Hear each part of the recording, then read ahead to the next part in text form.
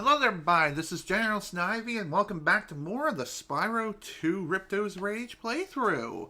In today's session, we're going to be doing some serious backtracking when it comes to this game. It's not going to last too long, thankfully, but we are going to be doing some backtracking today. So, we're going to return to Summer Forest, and the reason why we're doing this is because we recently learned how to climb ladders and everything towards the very end of the last play session. So, with that done, we can now fully complete Summer Forest as well as several levels that we previously were not able to complete. And whenever you return to any location that you previously fully completed or just completed in general, in other words, as soon as you defeat one of the bosses, the Ripto banner that is seen on the main castle walls, those are no longer present, and instead are replaced with the original insignia that was originally there. So, our first stop is Glimmer, so let's get moving. Shut up!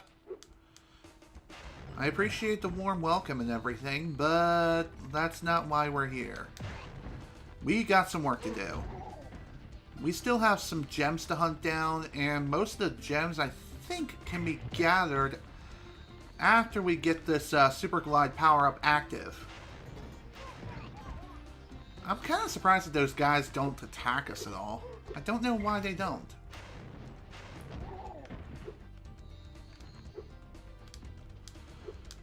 Okay, I did do a little bit of research when it came to figuring out how the frick I'm supposed to do this special speedrunning technique of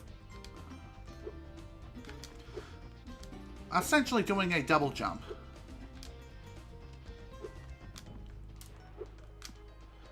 I mean, it seems simple enough. All you have to do is just jump as high as you can into the air, hit charge, and you'll gain a little tiny bit of extra height.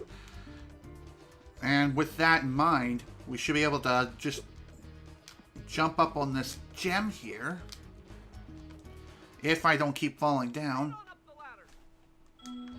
Thanks. It's not like I really want to use that right now. I really want to showcase that it's possible that we don't even need the ladder. Okay. I guess I'll come back to that in just a second.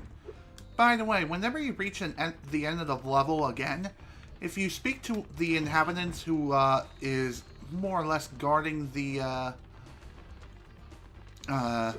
portal to return you back to the previous homeworld, which is Summer Forest, or whatever hub world you're in, technically, they'll give you their talisman again. However, it won't technically be added to your guidebook since the game tells you you already have this talisman.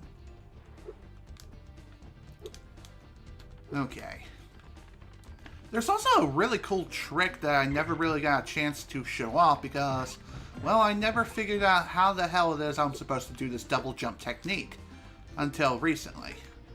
But anyway, basically we just gotta jump up here and not do that. Okay.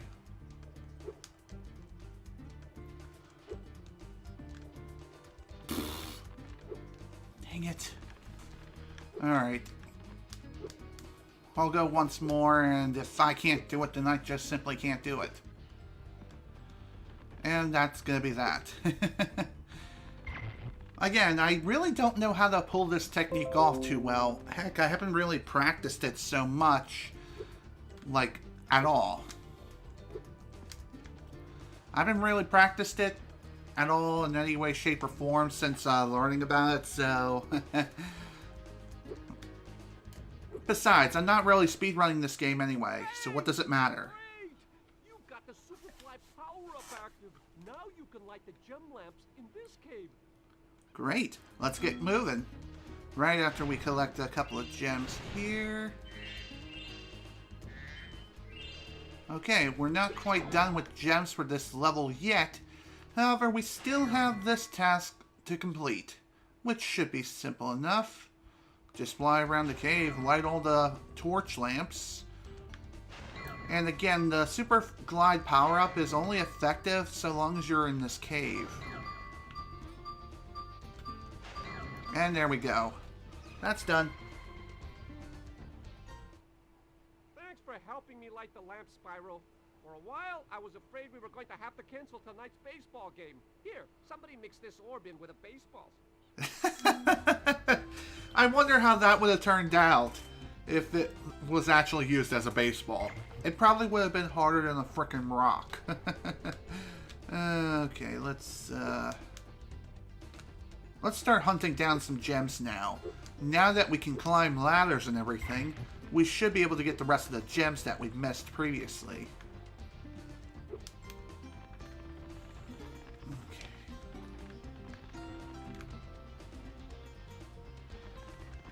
Anyway, as far as what it is I can talk about today, there really isn't much really that comes to mind.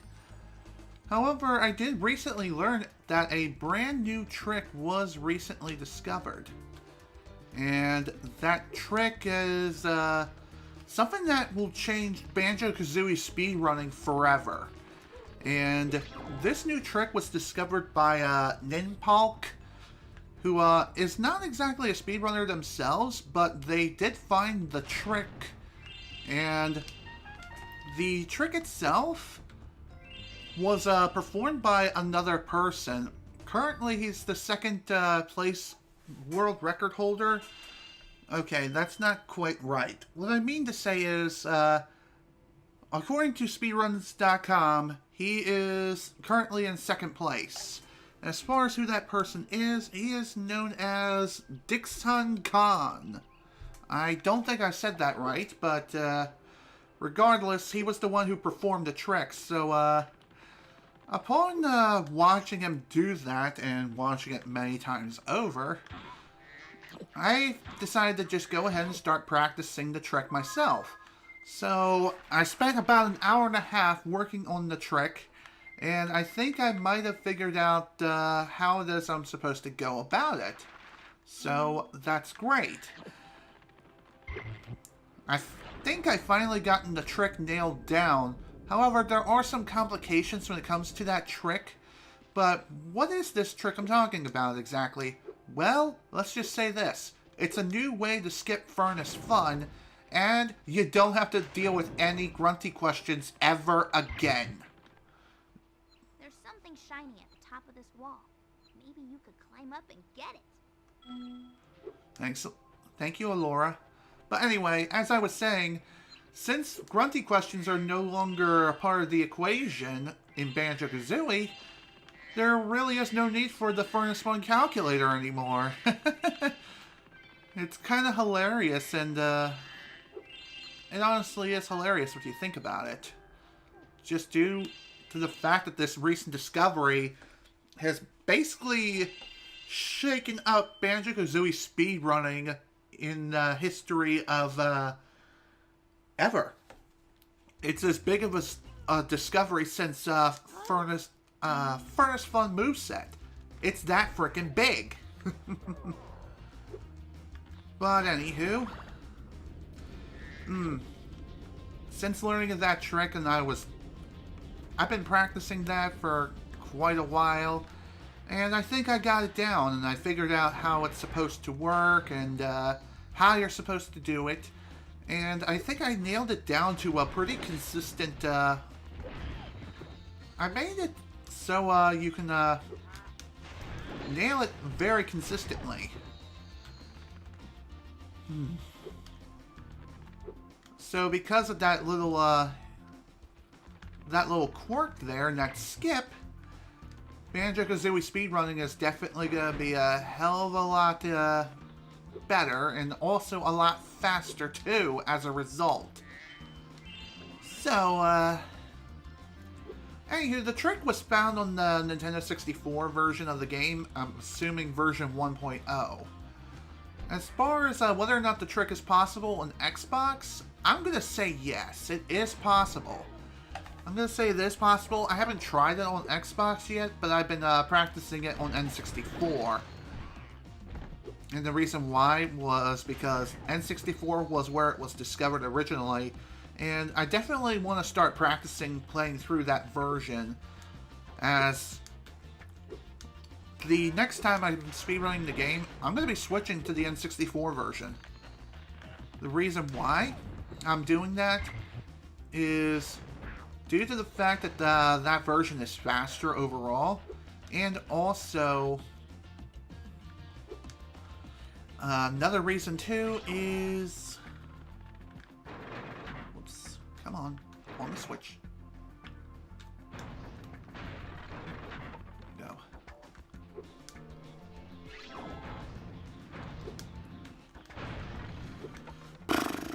Okay.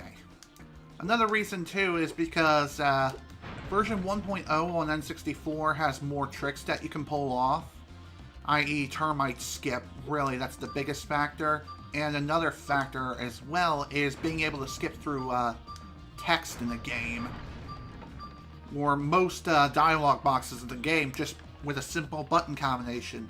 I mentioned that before during basically every single speedrun I've done of BanjoKazooie on Xbox One / Xbox 360. Regardless, damn it, come on, get out of my way, you stupid dang turtles. Hopefully I won't have to turn into Shredder and start shredding some asses. I'm awful. Okay, as far as why I'm making the switch to N64 sooner rather than later, I think I just explained it and I was about to repeat myself. Whoops.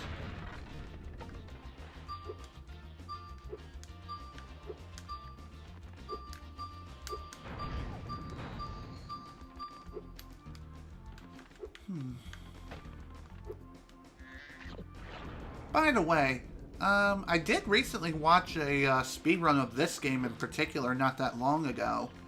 And it was one of those speedruns that were showcased during Awesome Games Done Quick. And that was for 2018. So it was at SGDQ, I believe. Anywho, the run I've seen of this game was quite amazing. It was for the any percent category, of course, but anyway, it was still fun to watch. Whenever you see a run done on Awesome Games Done Quick, Most impressive. Please take this sacred thingamajig. I think I got this already. Yep. Dang it. Well, that was a waste. Anyway, as I was saying before, the run was very entertaining, as with any run that showcased in SGDQ or AGDQ. It's fun. Watching speedruns has always been a fun time. No matter who you're watching, especially when watching the top runners, that's where things really start to get fun. Just due to the fact that the top runners can showcase such a high amount of skill that us peasants, or those of us who are new to speedrunning, we can't even achieve as of yet. Hello, young one. There's a chef up at the top of this ladder who wants to make soup out of our turtles. Maybe you could climb up there and stop him. Will do. But anyway, as I was saying, the top runners really showcase their skills, and they shine through quite brightly. Like some of these runners, especially when it came to BanjoKazooie, oh man. They do a far different route when it comes to the 100% category, doing a ton of out-of-bounds exploits, such as Freezy Peak Early, the 450 Note Door Skip, and also Reverse B Adventure. Man, those are so much fun to watch. Never gets old. Anyway, let's climb up this ladder now. And here we have one of the most infamous tasks in the entire game. Oddly enough, this task became a lot easier in the Reignited trilogy, and you'll soon see why. Your turtle friends happen to make a very good soup, if I can catch them. You can try to say them if you like, but I'm feeling awfully hungry. Okay, so despite this being a 2-star difficulty, this is clearly much harder than it looks. So as you can see here, in the original Spyro 2, this task is bit with a fixed camera angle. However, in the Reignited trilogy, this camera angle was adjusted, so it's no longer fixed. So, you saved a few turtles. There are more where those came from. Here, take this orb and go away. You're funny. Anyway, as I was saying, the camera angle is no longer fixed. Instead, it's behind Spyro the entire time, making the task far easier because you can actually see. You can actually see where you're going, where you're charging, and what turtles are coming from where, and you can react more quickly due to the enhanced sight. Plus, ramming them with your charge is a lot easier too. Of course. So when it comes to this task in particular, if you see turtles about to jump into the pot, which, oh my god, these are the stupidest freaking turtles on the face of the earth, just ram them. Doesn't matter which direction. Just do it. Trust me, you'll thank me later. What you have to do is just ram these turtles in a certain direction, and... Oh, come on! I rammed his ass! That is just bull crap. Alright, let's give this another try. See, this is what I mean. I mean, if this was the Reignited trilogy, this would be done really quickly. That's how freaking easy the task becomes in that version. So, regardless of which version of the game that you're playing, a good strategy when it comes to this task is to stay near the pot and ram any turtles that you see going towards it. And just pray to God that the turtles end up in the water across the way there. These turtles can also act as like pinballs of sorts. In fact, now that I think about it, I think they're more like hockey pucks. And these turtles can slide quite far. And wow, that frame rate. Oof. Oh my god. Whenever the chef rings his bell, that means more turtles are going to be showing up. And more than likely, they're going to start heading towards the pot. I gotta ask, though, why is it that these turtles love going in the pot so much? Do they see it as more of a hot spring? Rats! You said every turtle on the beach. Here, take this. I was going to use it to buy potatoes, but now I don't need it. Seriously though, these turtles are some of the stupidest creatures ever. At least when it comes to this game. Of course, in real life, turtles are not dumb.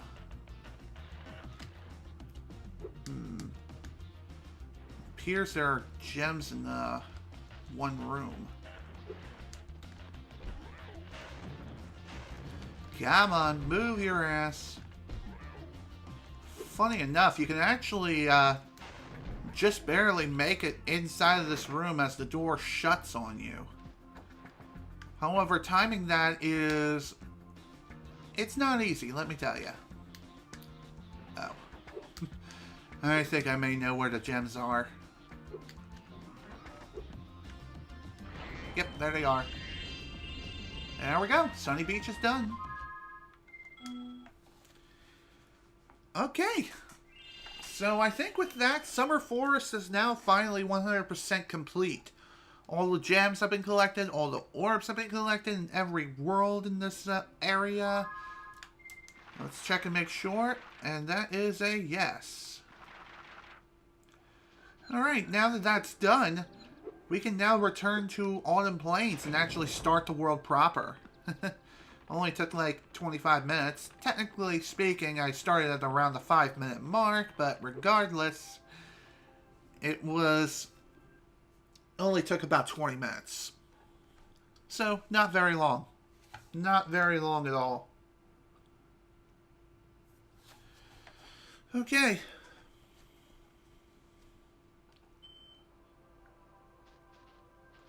Okay, where are we? Of course, we're on the other side of the frickin' world. Whatever. I guess we can do these levels in reverse order. So, let's go. Let's go over here to Icy Speedway. And for whatever reason, it seems as though we now have an orb indicator, like how many orbs are in a level. Is that an unlockable feature? I'm not too sure, but regardless, welcome to the next Speedway level. Within this level, we have, of course, a lot of Eskimos, and also people driving around on snowmobiles. And hitting these guys can be a bit problematic. Okay, so when you're initiating a supercharge, it appears that most of the time... Okay, no, not most of the time, but for the most part, it seems as though you don't have to hold down the charge button. At least when it comes to the speedway levels. These speedway levels, you don't have to hold down the charge button, unlike whenever you do use the supercharged power-up yourself, you do have to hold down that charge button. Also, the reason why I'm kind of doing things out of order is... well, everything else is right here. We might as well get these done. And get as much done as we can.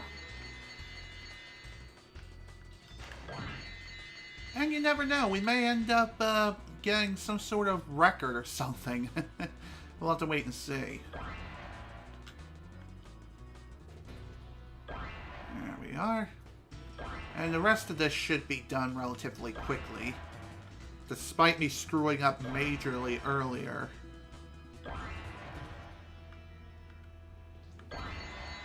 And there we go, we're done. Already. 135.96, that's not too bad. Well, now that that level is not 100% complete yet, now we have the option of doing a time trial. However, there is some, just like with all the other Speedway levels here, or the other one we did last time, there is a hidden task here, which you will need to do some looking around in order to find it. But, again, with unlimited time now you just have to worry about going for a record, really. That's about it. Other than that, though, it's just a simple fly around the level until you find the task at hand.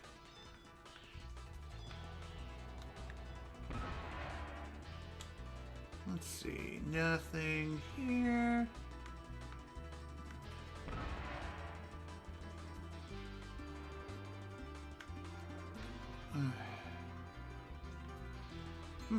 I know there's something around this part here.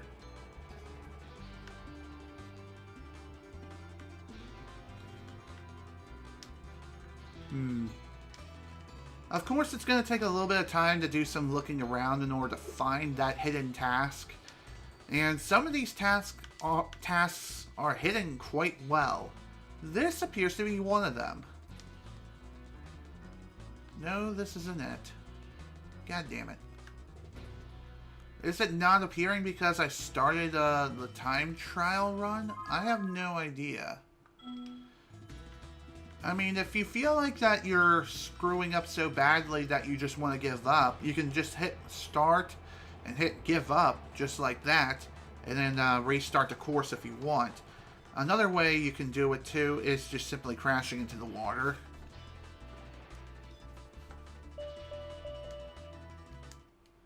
So, let's give this another try. One more thing I wanted to point out too is that I noticed in some of my most recent uploads, it looks like my microphone was clipping a lot.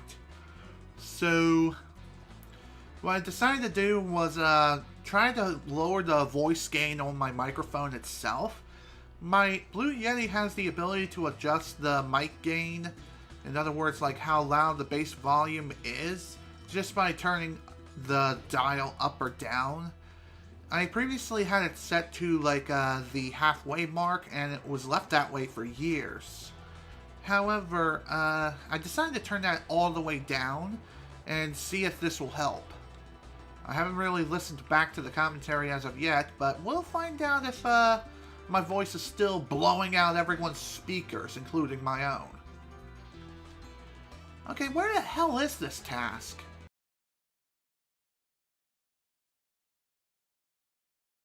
Okay, I finally figured it out. So, I was on the right track before when I saw an igloo. It figures the first time I interacted with it and it did nothing. So I assumed it was just nothing there. It was just background decoration.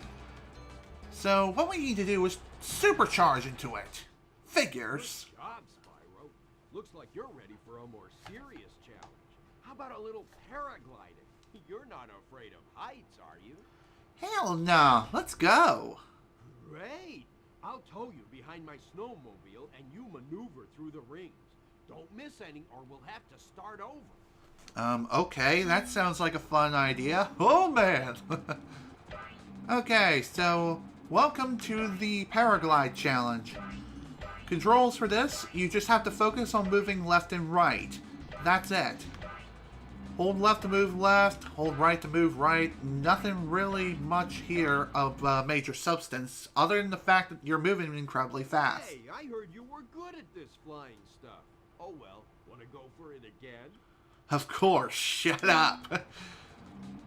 By the way, there is one other thing I never really gotten into, and that is, in the original Spyro 2 and in Spyro 3, where Hunter is in the game and everything,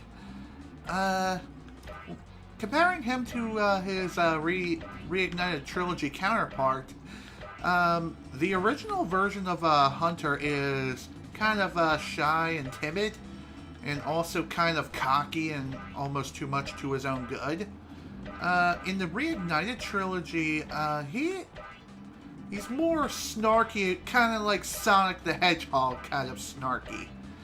So, really, I'm not the biggest fan of that personality change when it came to Reignited versus the original. Way to go, Spyro! You're even better than I am! I'm glad you thought so, Hunter. I just wish I found this damn igloo sooner. Or I was able to do something with it. But no, I had to be freaking stupid. Oh, man. Man, I suck. Oh well, what can I do? Only thing I can do is just continue on like nothing ever happened. Of course, that's going to be stained to me forever. And I even played this game not that long ago. It was like a few months back. More like several months, but even so, just saying. Let's head into the next level, Shady Oasis.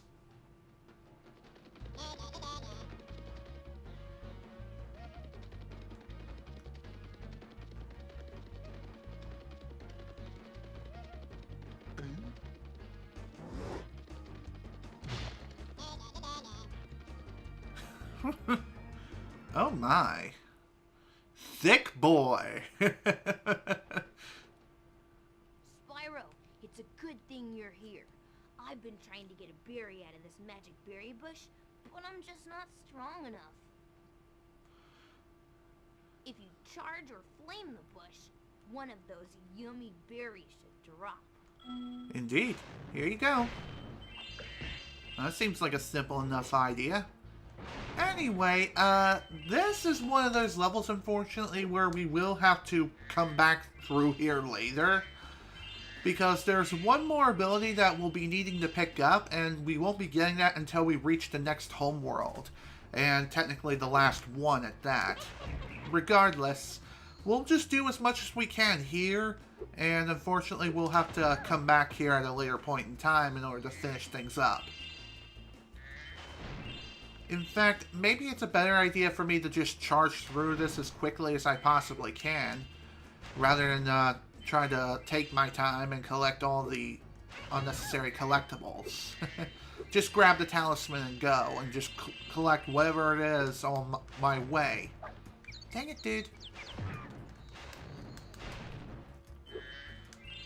Yeah, that may sound like the best idea. That way I'm not,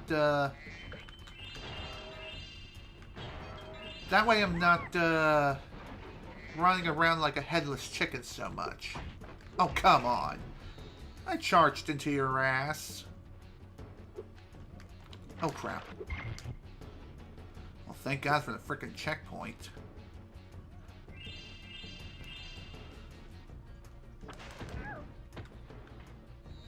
Well, at this point, since Sparks is no longer here, we have to pick up gems ourselves until we can burn a small enemy and revive him. Or die. That can work too.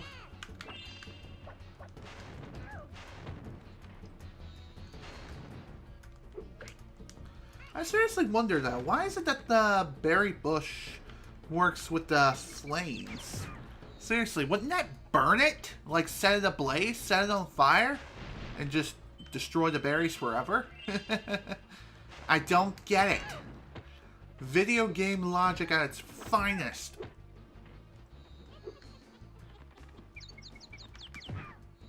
Goodbye. If you want to be with me... Okay, you know what? No, I'm not getting into that.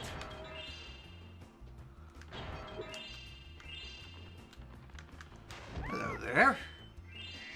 Strangely enough, the small enemies that we need to burn to restore our health in this level is just peacocks. Aren't peacocks supposed to be pretty dang tall for birds?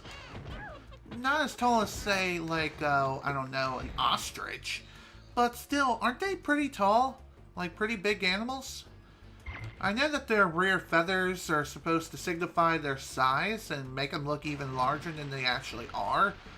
But regardless, they should be a bit taller than, say, Spyro is right now. Also, how did that not work? Must have just barely missed him. Oh, hello.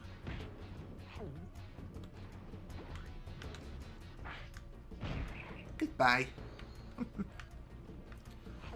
So really, this level isn't that bad. All you really have to worry about here is just escorting the hippo here from the start of the level to the finish. And just like all the rest of the levels in the game, it's not very big and there's not really much we need to worry about here. Also, I scored a headshot on that poor hippo and he didn't even react. Kind of hilarious if you think about it. And yeah, those rocks are needed in order to knock down those trees. Also, why isn't that when he's in his big giant form, he can't just charge right through enemies? If I recall, I think you can do that in the Reignited trilogy, just not here for some reason. Maybe it's because his hitbox doesn't grow with his size? Who knows? Spyro, 3 thieves have stolen our magical brass lamps. Please get the lamps before they take them away from Shady Oasis. Sorry dude, we're gonna have to wait on that. But, as soon as you talk to these guys, 3 thieves will show up throughout the level. And if you remember having to catch the thieves that stolen dragon eggs in Spyro 1, well, it's the same sort of thing here. Except, instead of dragon eggs, we have lamps. But, as I mentioned before, we're gonna wait to do the rest of these tasks until we get the last move in the game. Berry bush. Now we can eat berries all the time. Here, take this. It's a gift from all of us hippos.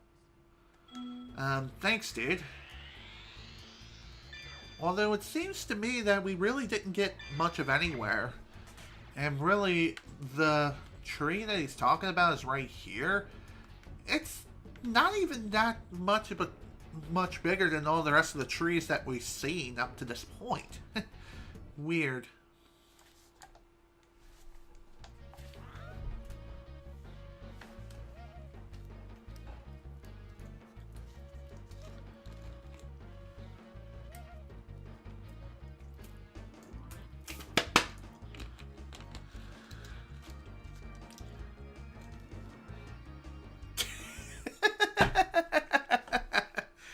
No denying that, thick boy. Not at all, my friend. Not at all. Alright. Well, like I mentioned, that's really all we can do with Shady Oasis. Of course, we could have also collected more gems while we were there, but I chose not to because, in order to fully complete the level, my internet first needs to take a dump, and also we need the last move in the game like I mentioned earlier. Let's head into the next level, Magma Core. Or is it Magma Cone? We'll see. Yeah, it's Magma Cone. My mistake.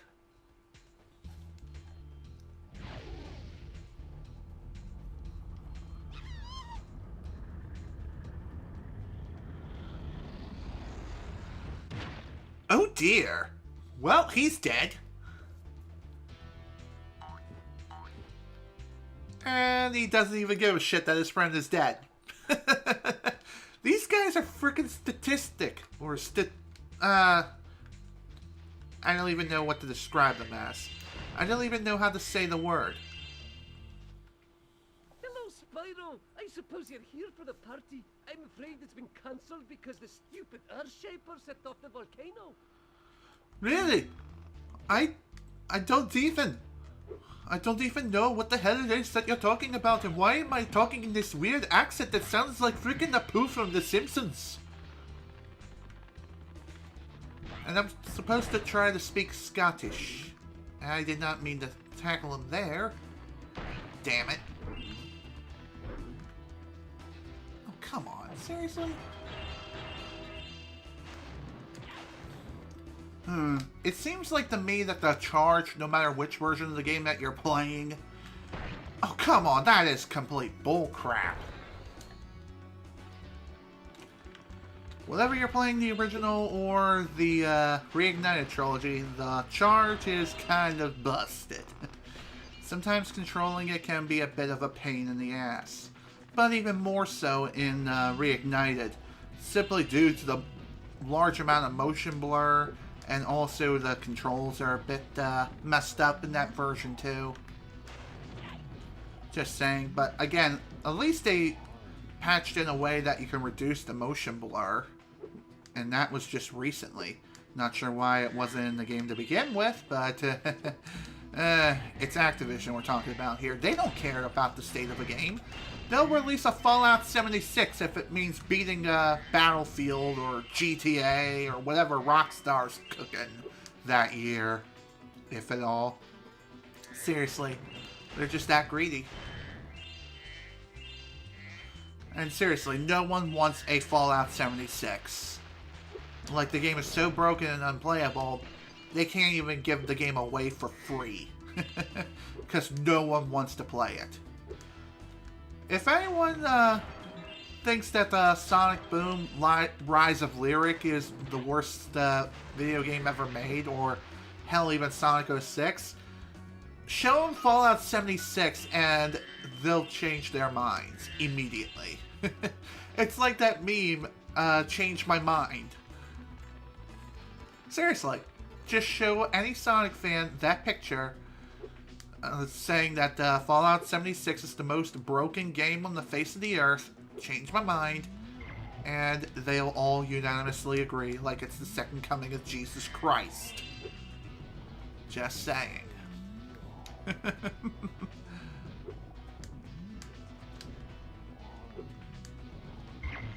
One thing I do kind of wish that this game can do is allow you to rotate the camera faster. Holding down the left and right triggers, or just the left and right L2 and R2. On the PlayStation 1, they're like, are they digital or are they analog? I really don't know for sure.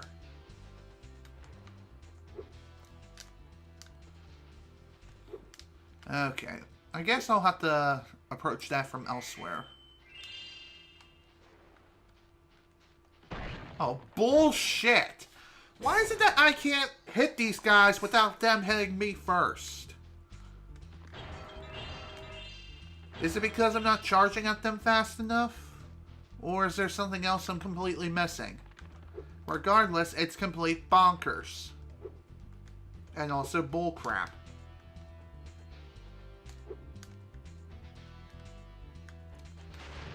Just made it.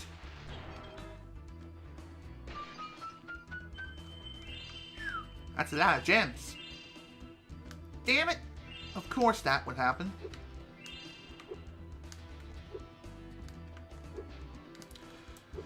Come on, we can grab that, damn it. Okay, that was just bullcrap. Why did I just drop? There. Jesus. That took a lot longer than it needed to, that's for sure. Damn it! That was dumb. I wanted to grab that gem, but of course not. The game's like, nope, screw you. Do we really have to chase this guy down? I guess. Oh, come on. Get the hell back here. Get back here, thick boy. Can I seriously not burn his ass? I guess not. He's one of those enemies that you have to charge into. Probably due to the fact that they're covered in stone. Who knows? Oh wow, a Christmas miracle. We actually managed to kill the guy before he hit me. How Doctor Strange.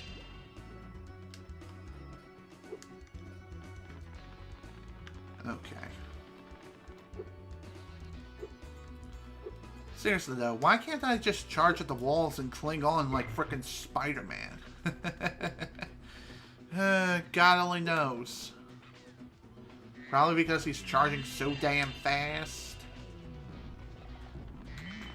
God damn it.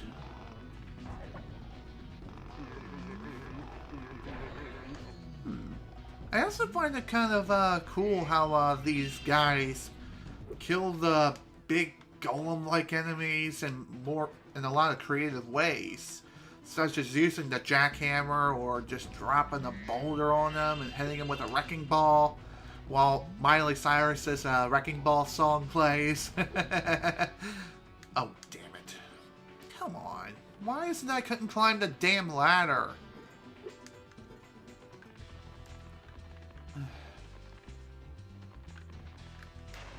Better grab this. You never know when one of those thick boys may return.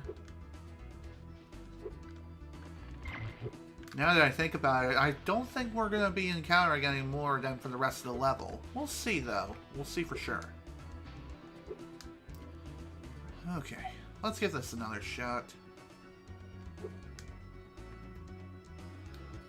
Maybe I just didn't move far enough to the right. Maybe that's why. Who knows? Oh, hello, moneybags. We meet again. Funny enough, speedrunners have found a way to glitch their way out of this level and go outside the level's boundaries and go around moneybags.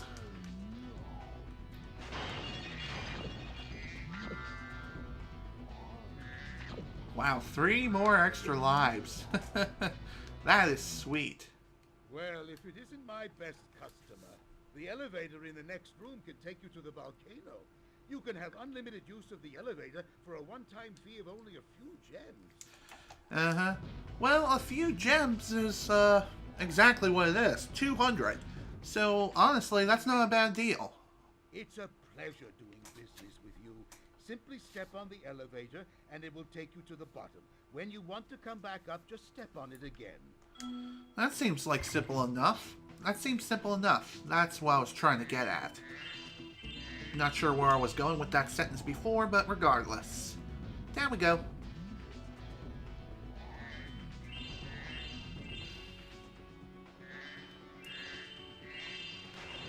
And here we are. Welcome to the volcano. Of course, since this place is a volcano, we still have to keep an eye on falling rocks as they rain down from the very top of the volcano itself.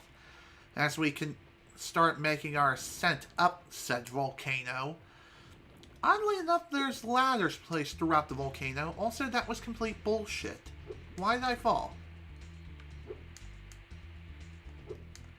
Funny enough, when ascending this volcanic tower here, for whatever reason, in the Reignited trilogy, this is a hell of a lot harder. I don't know what it is. Perhaps it's due to the fact that the platforms are smaller on the volcano or around the volcano. Who knows? Regardless, though, this is just a simple enough climb. Just climb all the way up to the top and bada bing, bada boom. We're done. Just try not to get hit on the way up. And there we go. We're done. Thanks for closing the lid on the volcano, Spyro. Things were getting a little too hot around here. By the way, here's a talisman I was saving for the party later. I think you deserve it more. Thanks. Although, how is it that we can close the top of an active volcano that's erupting anyway? Sure, it's a simple lid and everything, but even so, it still boggles my mind that's even possible. I mean, if we could do that in real life, then there would be no more natural disasters when it comes to volcanoes. Although that would probably lead to more tsunamis and earthquakes due to the heat coming from the Earth's core not being able to get out, and as a result, those natural disasters would happen a hell of a lot more often since heat cannot escape, and heat, whether it be from helium or just heat from the Earth in general, it has to find a way to escape, and if it doesn't, then bam, earthquakes happen along with tsunamis.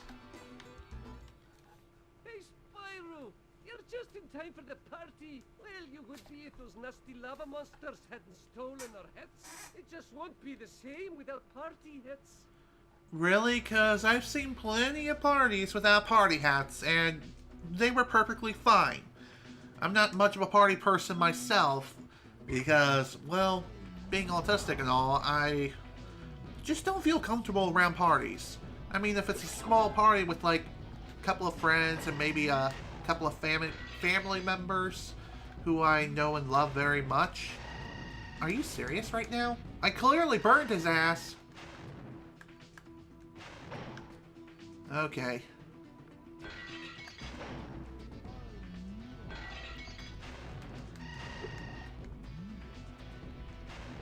Okay, what am I missing here? Oh, right. This mission. So, in order to kill these enemies that are holding these party hats and whatever those things are that you blow into and they do that, what you have to do is fly around the level until you find these lava rocks, and then fire at them. However, hitting your target is a lot easier said than done, and it's even more so in the Reignited trilogy, due to the way that you're able to fly and the reinvented control scheme, and not being able to turn as wide as you normally are able to. Plus, there's a very, very high chance that you're going to end up dying multiple times while you're trying to fly around and kill all the enemies that are here. Due to the fact that you have to get in such close proximity in order for the rocks to hit, plus those things that they blow, they can hit you and knock you out of the sky. Thankfully, that doesn't hurt you, but what does hurt you, of course, is the lava itself. And running into them too also is bad for your health.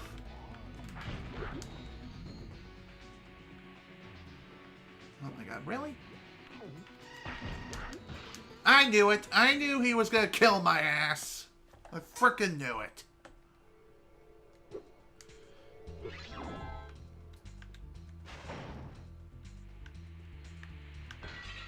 Thankfully, there is a checkpoint like just before the task starts. And it seems like certain enemies that are on this course here In order to damage them, you have to take a hit yourself. There's no other option. Because you have to be in such close range in order to even hit them in the first place.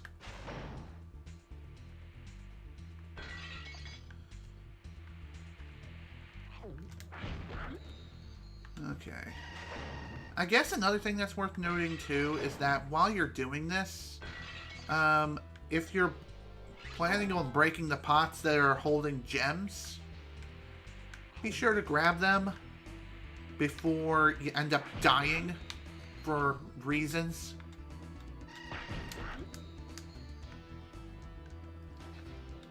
Seriously, screw these guys. One other thing you could do in order to gain a little bit of extra height during your super glide is just simply hit the X button and you'll ascend a few feet into the air. Also, don't forget to refill on the super glide power up as often as you can while you're in the area. If that runs out, then it's a long climb back to the very top of the volcano. Especially if you end up in a very bad spot, then, oh dear, it's a long way down. And it's also going to burn a lot.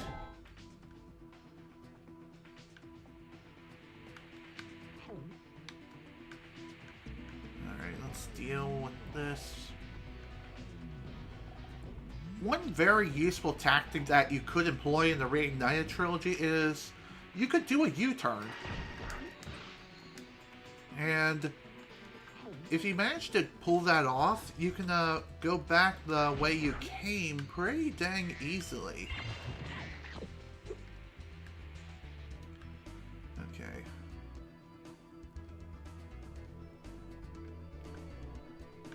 Seriously, how did I miss that? Okay, let's keep going.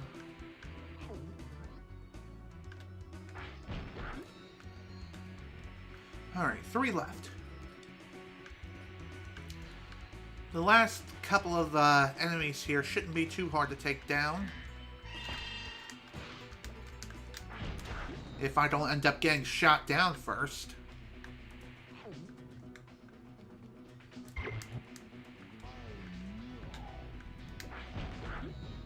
Now, I definitely have to be careful that since a checkpoint has been marked. Okay, then. Spyro, you saved the party. Here, this got mixed in with the cheese balls, and I almost chipped a tooth on it. How do you confuse this for a cheese ball? It's clearly not the same. It's round. That's the only similarity that it has with a cheese ball. Cheese balls are typically orange or yellow.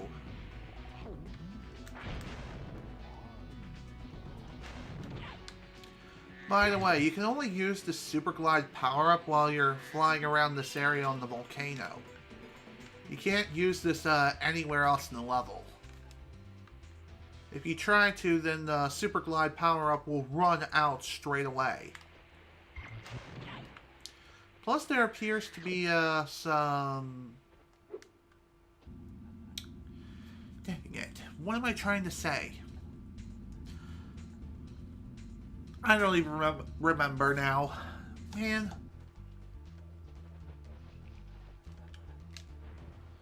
Alright, what do we have next?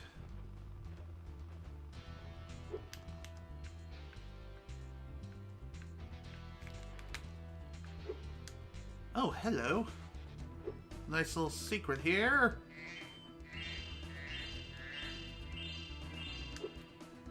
And down we go. Here we have a little secret area. And we also have Hunter here. Sweet.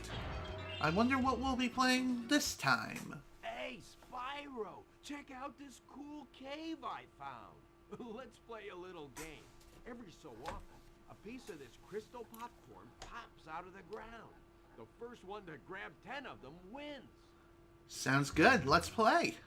I'm ready when you are. Alright, so we have a little game with Hunter here. If anyone is familiar with BanjoKazooie and playing the game with Mr. Vile, it's the same sort of thing here, except it's with crystals rather than yum-yums and other weird collectibles. And also, for whatever reason, Hunter's character portrait in this minigame, it looks like an old man. Seriously, it does. And grabbing these crystals here can be a bit of a pain. So one thing you can do to help alleviate this is just to follow Hunter around and try to snatch the crystals just before he grabs them. And also the hitboxes on these things can be kind of wonky. Oh, come on, Hunter. Seriously?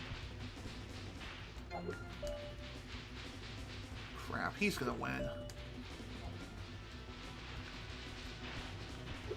Yoink. Funny enough, there's actually a trophy that you can get in Reignited Trilogy where if you time your jump just right and steal a crystal right from Hunter's hands, then you'll get a trophy for it.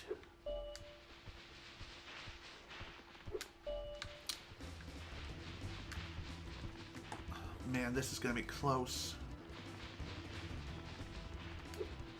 Oh, come on! I probably shouldn't have charged there. Really? How did he grab it? That is complete fucking bullshit, and you know it. Fuck this game. And fuck the hitboxes on these things. I wonder if they're about as bad as the damn acorns in BanjoKazooie. Camera doesn't help things either. But granted, it's also the same in Reignited, so what can I say? Pick your poison.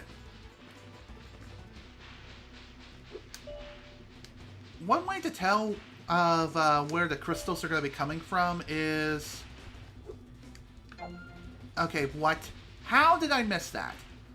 Clearly I was rubbing up against it. I was practically stroking it, and yet it didn't count.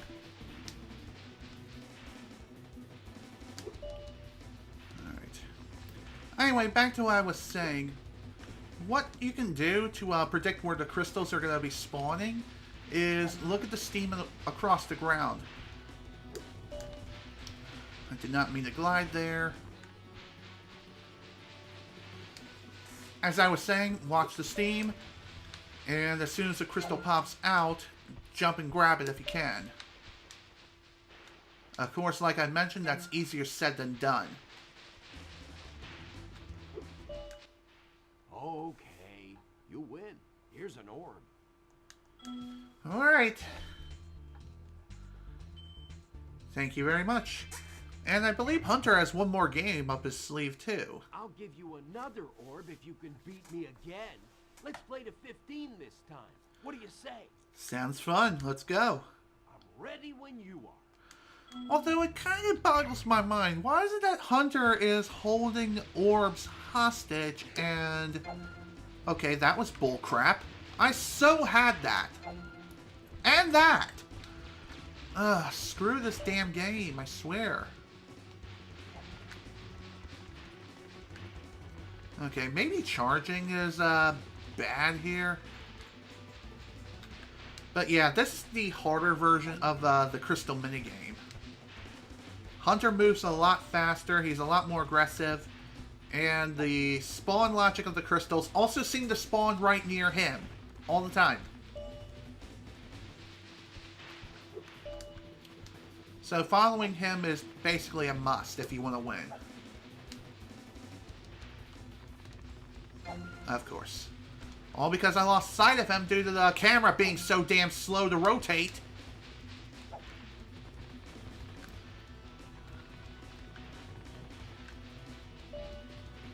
Okay. This may take a few tries, especially considering the fact that we're getting our asses kicked and I can't grab a crystal to save my ass. That's bullcrap. So had that shit.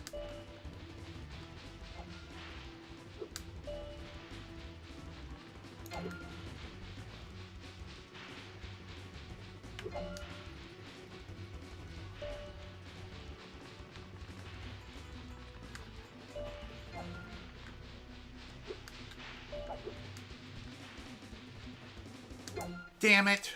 Shut up. Shut up. Shut up. Shut up. Fuck you. I wish I could slow his ass down by burning him. Or even charging into him. That would also help. But no, you can't slow him down in this game. Because burning your friends is bad.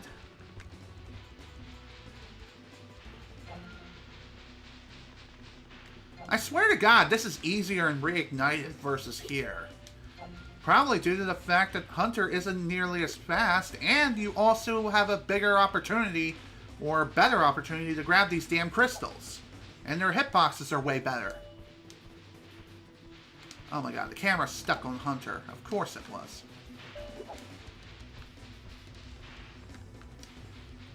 And I ran into his ass.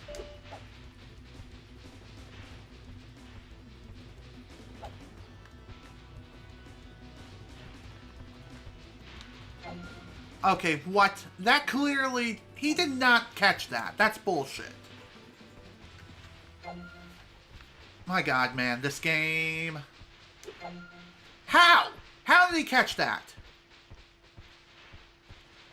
I might as well just go ahead and give up in order to reset the damn minigame. Because obviously I can't catch these crystals before he does. Plus his thick ass keeps getting in my goddamn way.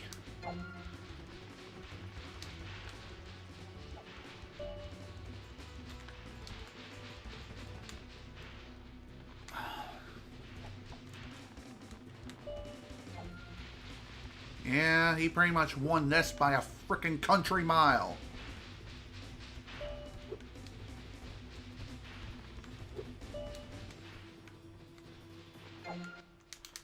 Shut up!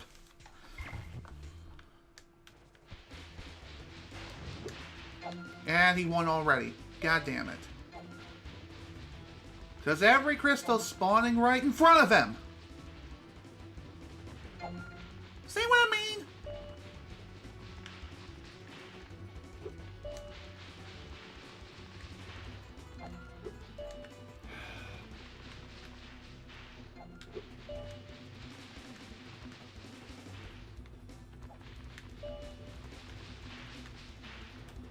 Okay, maybe following Hunter is not exactly the best plan. Although he's kicking my ass again. All because all the crystals are spawning in front of him.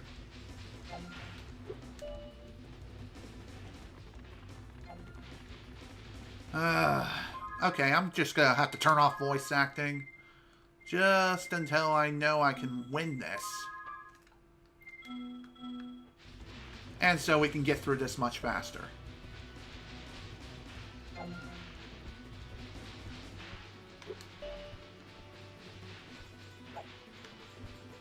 How did he miss that? Well, granted, he's going to grab the next one and win right now.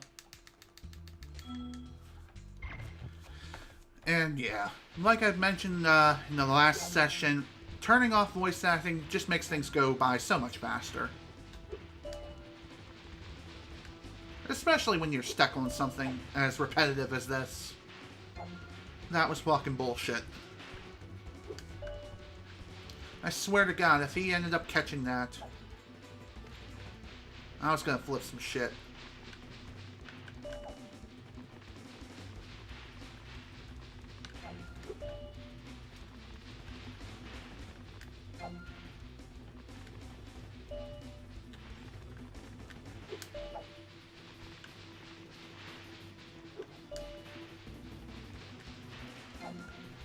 Really? Again, they're all spawning in front of him! Wherever he goes, that's where the crystals go.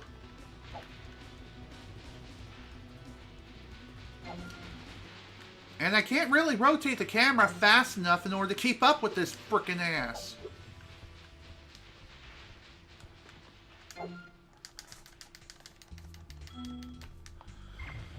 Jesus Christ, on a frickin' bicycle. Again, like I said before, This is so much easier in Reignited due to the crystals having bigger hitboxes. And you have a better opportunity to steal the crystals from Hunter.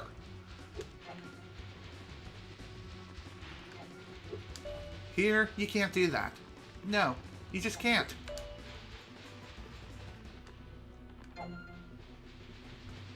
Why does he always have to have at least a 2-point lead on me? All the damn time. See what I mean? Now it's 3. And it's never gonna fucking end. I want to burn his ass and slow him down, but no, I can't. Even though I try to burn his thick ass, it doesn't work. Because I'm getting so goddamn pissed. Fuck you.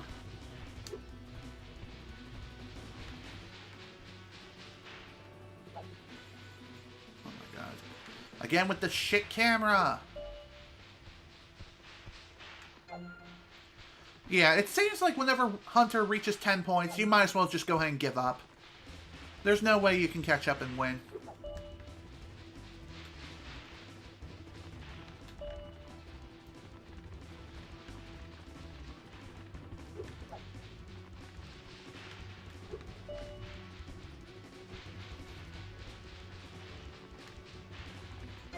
Of course. Fuck off, you piece of shit!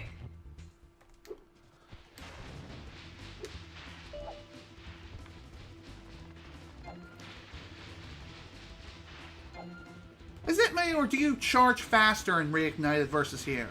I don't know. It's just my imagination. I'm just that fucking livid.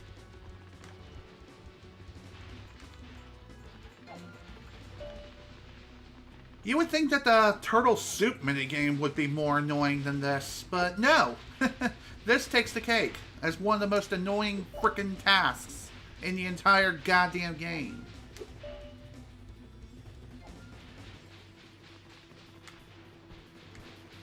Again, you can't predict where these crystals are going to show up. The only lead you have is the smoke, and it seems like the spawn logic is all kinds of fucked up in this game, as they always spawn in front of Hunter's path and his line of sight, rather than you. And once he reaches 10 points, that's it. It's over. You might as well just throw in the towel and just say fuck it.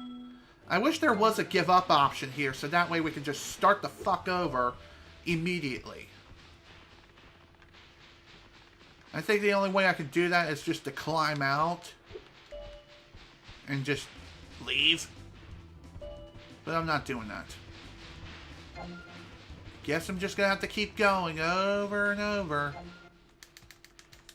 And again, thank God for the ability to being able to turn off the voice acting. Otherwise, we'd be here all day listening to Hunter saying, "Hey, you're pretty fast, but not as fast as me, fucker."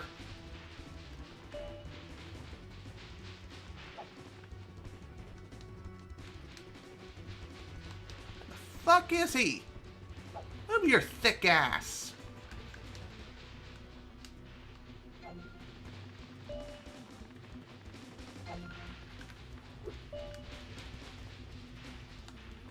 I can't even imagine what speedrunners have to go through in order to win this minigame. Funny enough, most speedrunners who play this game go for any percent rather than 100%. It's just so much faster and easier. Plus, it's also less time consuming, too. Again with this thick ass! Just can't get out of his frickin' way.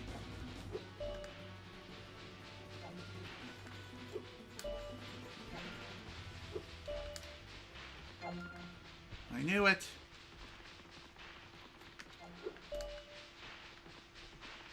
Fuck me. So damn close, but again, it's just the crystals spawn directly in his line of sight. He knows exactly where they're going to go. It's not like you can predict that yourself. Sure, you can see the steam and see its path, but it's not like you can get in front of Hunter. You can't. His hitbox is bigger than his goddamn character model. It's like the size of goddamn USS Texas. It's that frickin' big.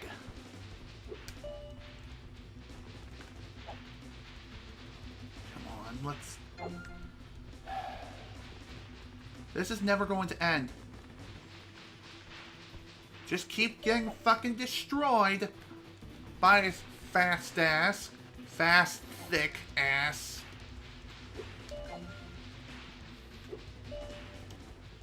Again, I wish the crystals would start spawning in front of me. Is there a way to manipulate the frickin' spawn logic of this minigame here? If so, I'd love to know.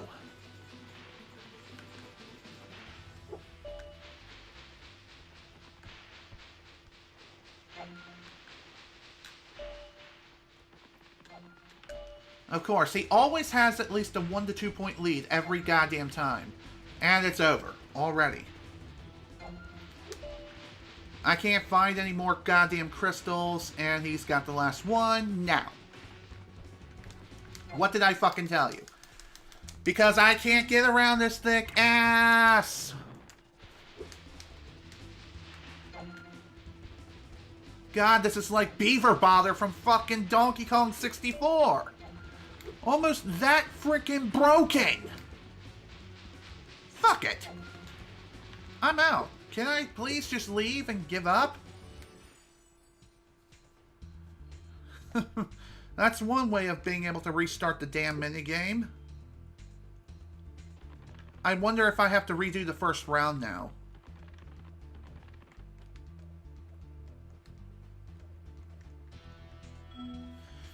Okay. Yeah, that's really the only way you can restart the minigame is by leaving. Leaving the area and resetting, just like that. Which is what I'm going to have to do here, because I'm getting destroyed again.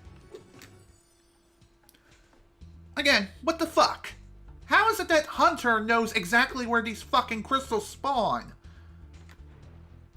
That's just bad fucking programming in the worst goddamn way possible.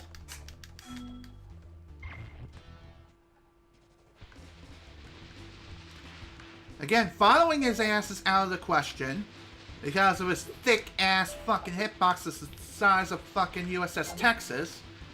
And even if you try to catch the crystal yourself, you're gonna be pushed out the damn way. I guess I could stand in front of him. But again, I need to get in front of him fast enough, which most of the time I can't. How the fuck did he get that? Well, looks like I lost again.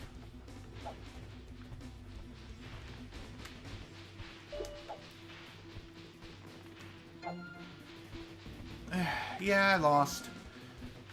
Can't get in front of him fast enough. He's just too fast. I wonder if he secretly Sonic the goddamn Hedgehog. I mean, given the fact that he received such a huge personality change in the Reignited trilogy, I wouldn't be goddamn surprised if that was the case. And again, I tried to get in front of him, but I couldn't.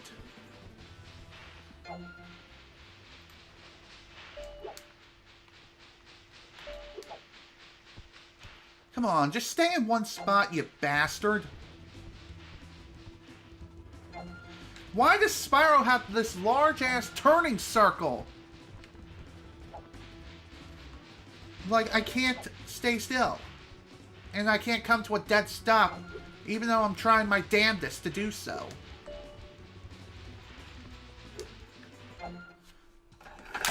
That is bullshit. That is absolute goddamn bullshit. Absolute fucking bullshit. No way in hell that should have happened.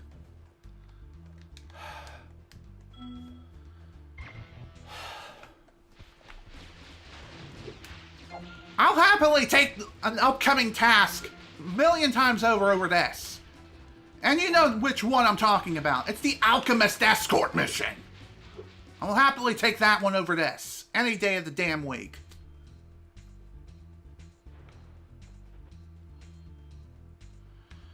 I also wish there was a way to just simply restart the damn minigame from the pause menu.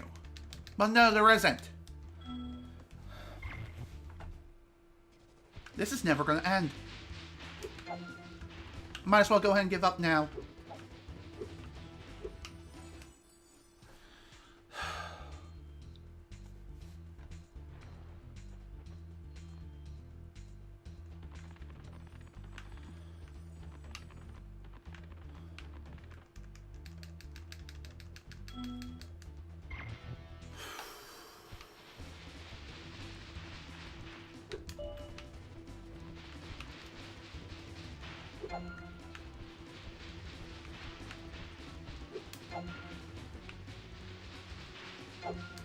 Fuck this.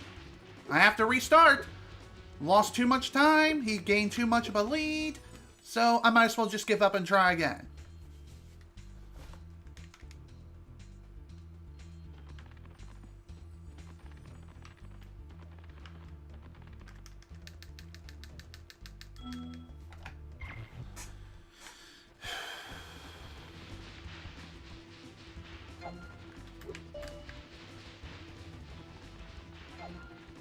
I wish I could get a better view of the arena, too. That way I can see where the crystals are going to spawn.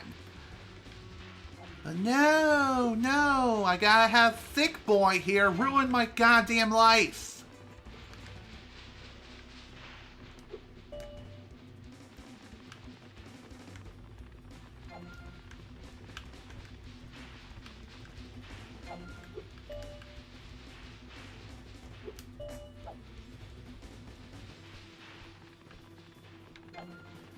How the fuck did I miss that? Oh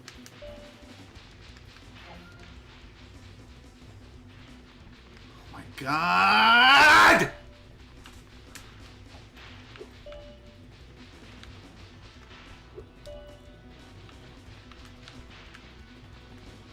Fucking thick ass motherfucker! I swear to God, I'm gonna burn his ass! On a fucking cross!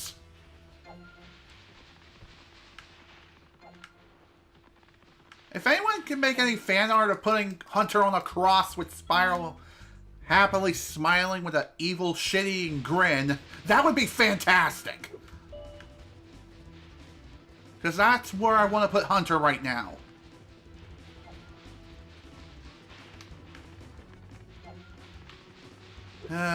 Too much of a lead. There's no way I can catch up. And funny enough, Hunter does not have a rubber band AI system of any kind.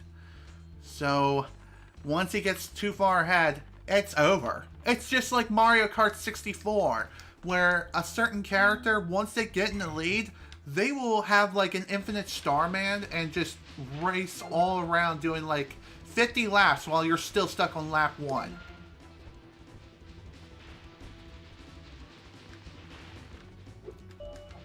And again, I can't get a single one of these damn crystals to spawn in front of me. They all spawn in front of Hunter, no matter where I go.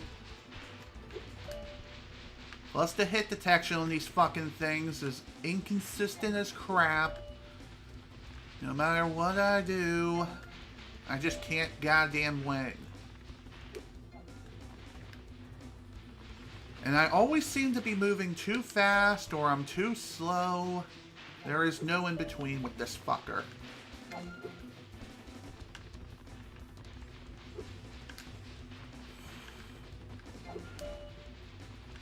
(9/11) Funny enough, he caused 9/11! I'm kidding, but hey. I'm just that livid. Just reset. It's all over. Again, this is never gonna fucking end.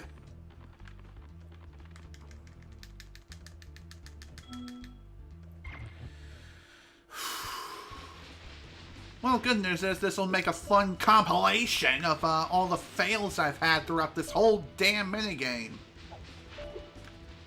This is like DK64 kind of bad. That's how angry I am. To a point where I just spiked my damn controller.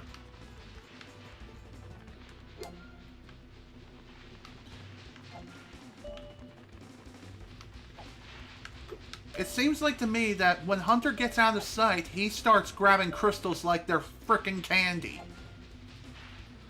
And the score just rises up so damn fast.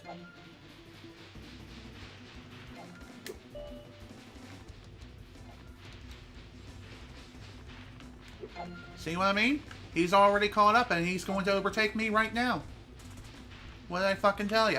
He won. He fucking won! I need to stop looking at the damn score. Seriously, I need to stop. I'll only know when it's over when the screen fades to fucking black.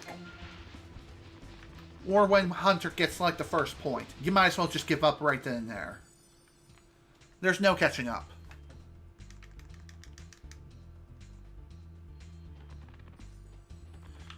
Wish there was a way I could immediately turn around as soon as I leave the room.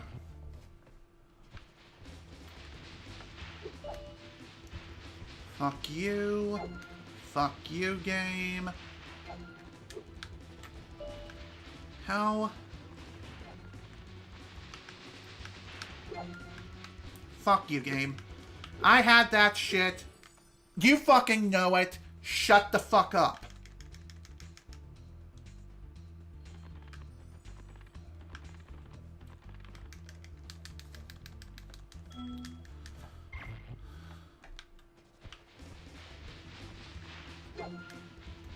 Well, that's another reset right then and there. Another reset. And the game just started. Hunter is just that badly programmed and that unfucking fair.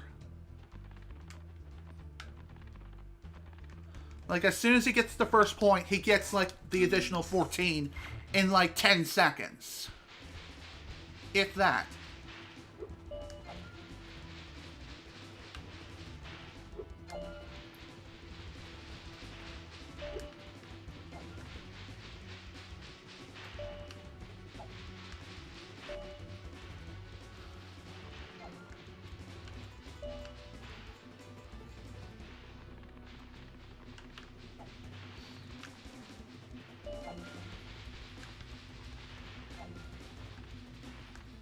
Again, I can't find these fucking crystals. They just refuse to spawn. And only spawn in front of Hunter. What the fuck?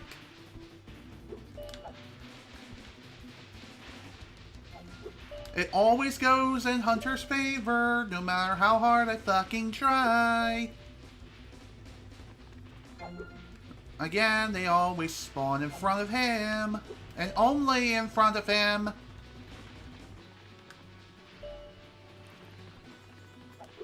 Fuck you! I win, bitch!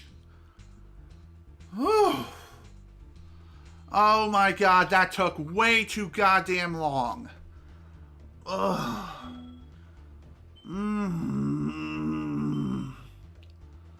My god, that was the worst. That was the absolute fucking worst. I hope you never breed, you piece of shit!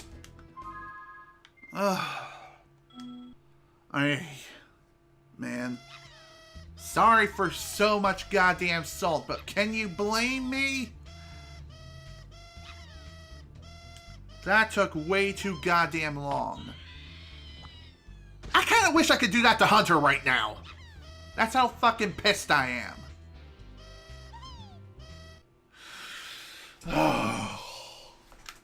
And like I've mentioned before, there is an upcoming task known as the Alchemist Escort.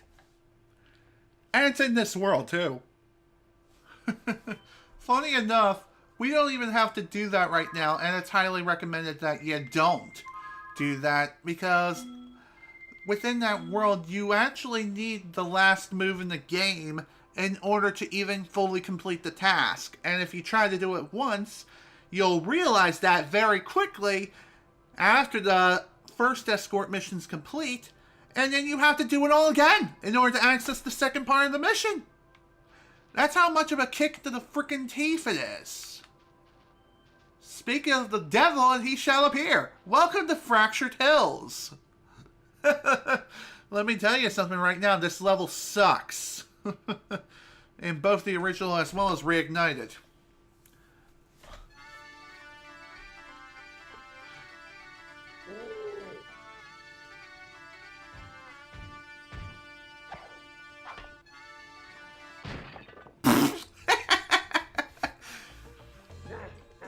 That'll put on some meat. Okay. Let's get this started.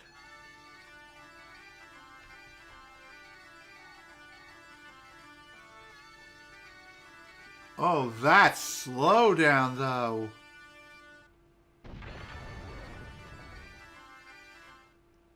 Thank you for releasing me. There are still some sages trapped in stone. Okay, so the main gimmick of this level is these guys are trapped in stone. And in order to save them, we need to either charge into their statues and completely destroy them, bust them up, and that'll free them somehow. Or burn them. Because apparently fire works on stone and can break a stone curse. Well, hello there, Mr. Dragon. You're pretty cute for a quadruped. I wish I could take you on a tour of our temple, but a bunch of lousy earth shapers have encased it in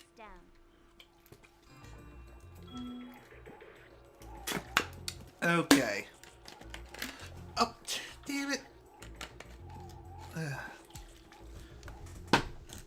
Whew, I definitely need at least a couple of six-packs after what I've been through here. Anywho, why does this level suck so freaking much? I'll get back into that in a second. The main gimmick of the level is that these guys are trapped in stone. We gotta save them and save all 6 of them. They're scattered throughout the level, and thankfully the level itself is relatively small, so it's not that big of a deal. What does suck, though, is that you have to sit through their bagpipe song 6 separate times. Actually, make it 8 times. Granted, you can skip cutscenes if you want, and this one is no exception. But even so, though, it's still kind of annoying. And even in Reignited, it's still, it's still as bad as ever. Just saying. Anywho, you can collect all the gems that are in this level, despite the fact that you can't get all the orbs here. Like I mentioned, you need the last move in the game in order to even complete the task. Oh, crap. What are you, Kirby? Burn, dude! Which is where Hunter should be right now, burning on a stake. Or burning on a cross. Either one will make me really happy. Jesus.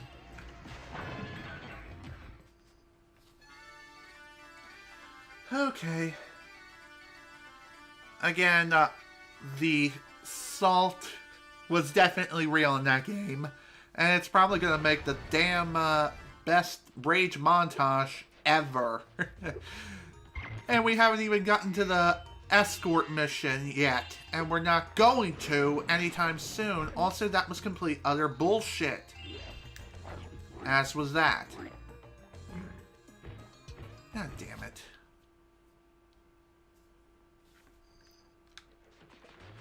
Thankfully, it seems as though, oh, come on. Really? You had to attack me off screen? Ass. Again with the bullshit. Why is it that they always hit me first? Is it because I'm spotted right away and there's nothing I can do once I do get spotted? I don't know.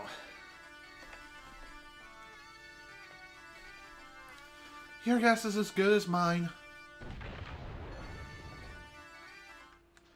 Okay. At least we're more than halfway done with this now, so I'm happy about that.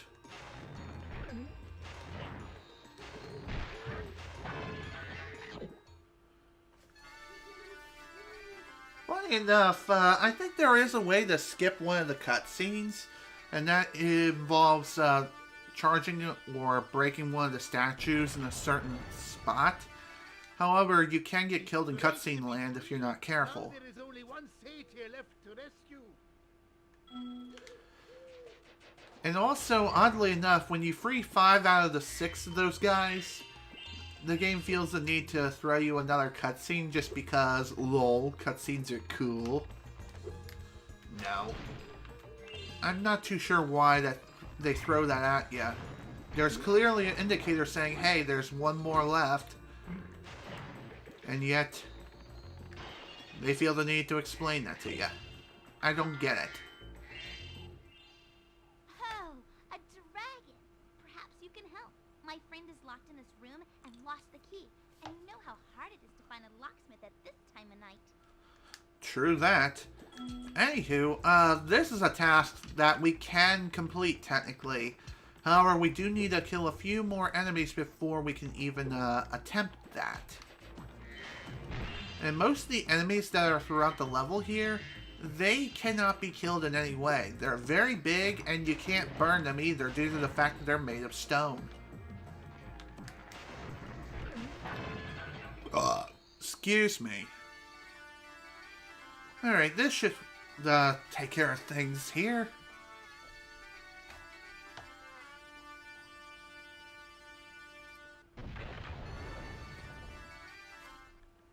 Now that you have rescued all the satyrs in Fracture Hills, you ought to go into the temple. Okay. Now that all the satyrs are saved, our next stop is the temple, technically, if we want to finish up the level more quickly, or immediately for that matter. But, honestly, I kind of want to wait on that for a little bit. I instead want to take this opportunity to try and grab all the gems that I can.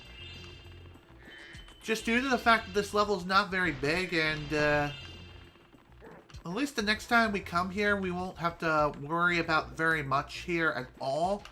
Only thing we have to worry about is just the Alchemist Escort mission. And that's it. Really. Also, one other task, but even so. We'll be able to get more done once we finish up the level here. Or finish up the gem collecting at the very least. Oh, hi, Dragon Boy. You're probably expecting me to be all like, "You're my hero. Thanks for saving poor, helpless little me, blah, blah, blah." Sorry, short stuff. I was only in here because I like the peace and quiet. Anyway, the other fawns wanted me to give you this talisman. Talking like any other stereotypical teenager ever. Oh, how I love it. I love it so much. Alright. Now, before we begin the next task, and really the only one we can truly complete, I'm gonna go gem hunting and hunt down as many gems as I can find before we begin the next task. Of course, it doesn't help if I run into the lava first and end up burning myself.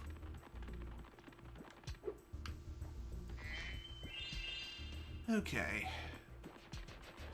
Thankfully, if you do fall down here, there are plenty of whirlwinds around that you can take to return to the main part of the level.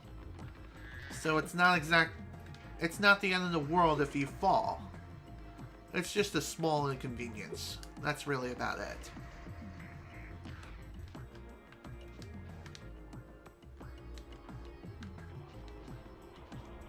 Oh, Nikes. Okay.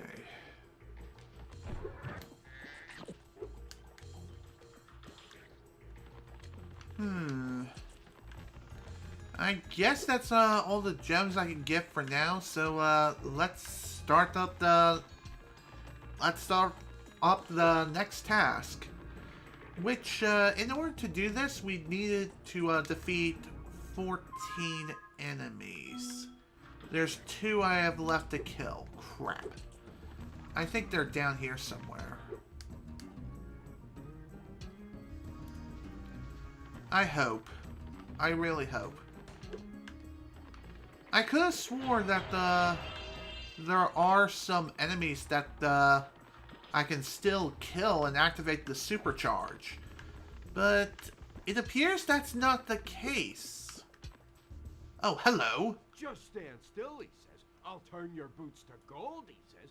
Oh, hi, Spyro. You're a sight for sore eyes. I'd appreciate it mightily if you could locate that alchemist. He owes me a favor. Uh-huh. Well, that favor, unfortunately, you're gonna have to shove it up your goddamn ass. Because there's nothing I can do about that. Well, technically speaking, there is something I can do. However, if I want to do the next task that is associated with Hunter, like I mentioned as soon as we begin Fractured Hills, we need to wait until we get the last move in the game. if we try to do it sooner, then we'll unfortunately have to do the Alchemist Escort mission twice. Which is not something I want to do. It's one of those things where I want to be one and done. No matter what.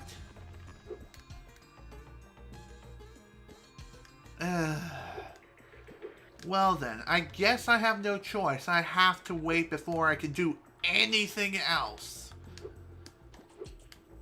I've ran all around the level and there are no additional enemies that I can kill. Besides the smaller pigs and all of them. But again, the rest of the enemies are giant freaking colossi. Oh wait. There are some of these guys who I can kill, but the rest not so much. So, in order to kill these guys, what you have to do here is charge into them and pray to God that they fall in the lava.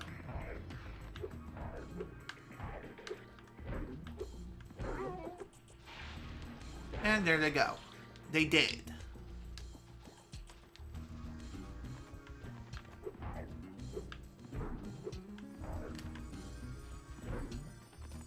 Ah, God damn it. Of course, he has to be in the area where the whirlwind is. So, attacking him and defeating him is going to be next to impossible.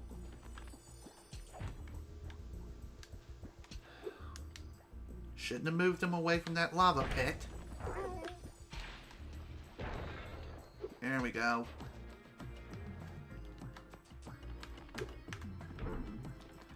Okay, this guy is also going to be kind of tricky.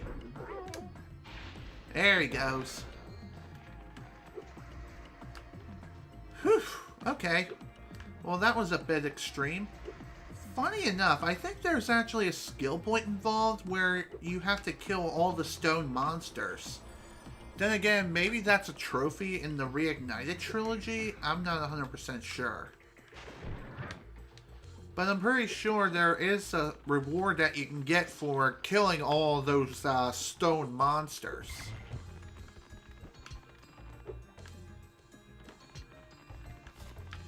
Okay then. Well, now that we managed to kill some of the monsters, we can start the next task here with the supercharge. Let's go.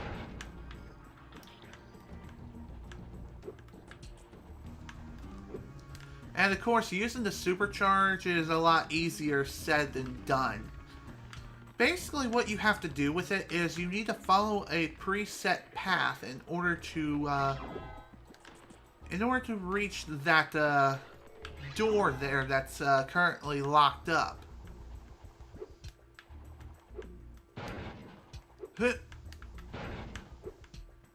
Oh my god.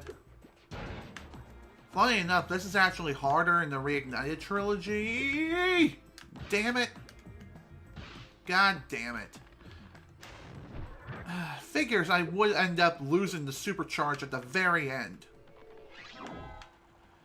Anyway, as I was saying, this is harder in the Reignited trilogy due to the change control scheme and also the added motion blur.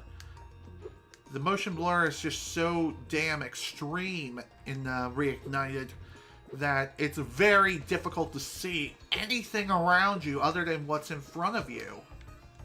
And even then, you can't see very much outside like a fish-eyed lens, if that. Like, the vision that you have for a supercharge is so narrow and so damn difficult to see that that is a challenge within itself, making this unnecessarily difficult.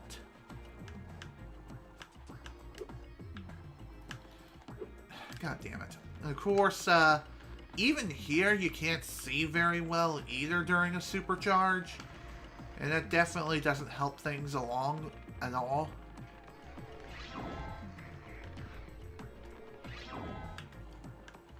Okay.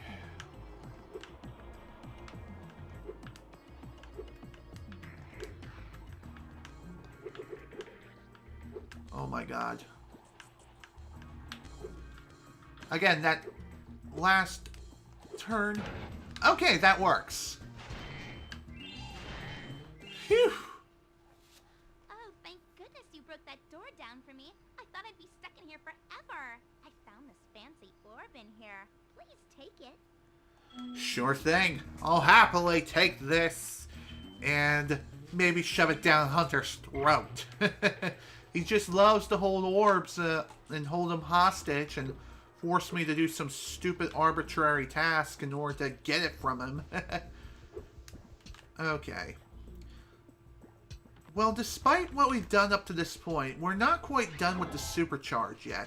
We still have to use it one more time if we're going to get all the gems here. God damn it. Basically, what we have to do is make another loop around. However, this time we need to turn in a different direction with the supercharge. Oh my god. Go through it, thank you.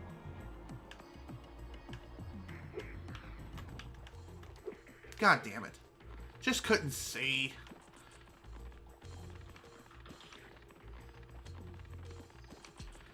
I seriously wonder, does that really hurt Spyro all that much if he just cranes into a wall with the power of the supercharge?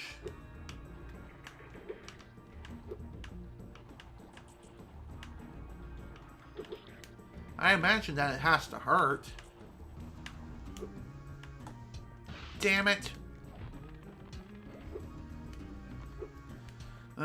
Must have turned too soon.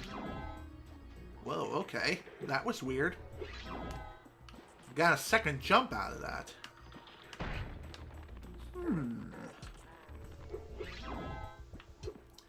I wonder if there's a way that you can jump up there without the need of going all the way around. It's like the timing has to be just right in order to nail it. Yeah, there definitely is a way. You can definitely do it. Strangely enough, that also grants a double jump. Of course, you can't really do much with it once you manage to pull it off and even get up there in the first place. Why is that thick boy even there?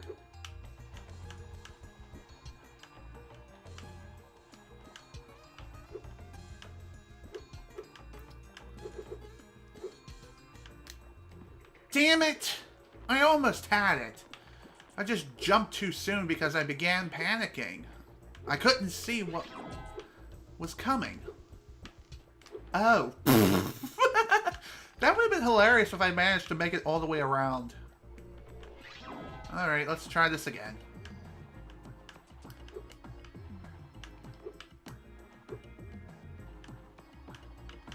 Oh, crap.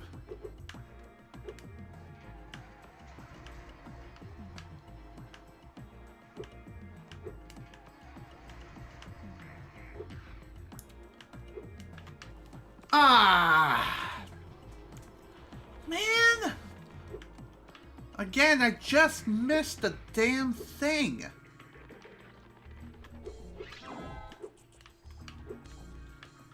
Damn it. If I can just squeeze around there, maybe I can activate some sort of shortcut.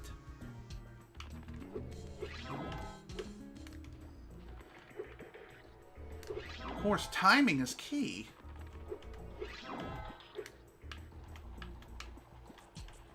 Oh yeah. Oh yeah.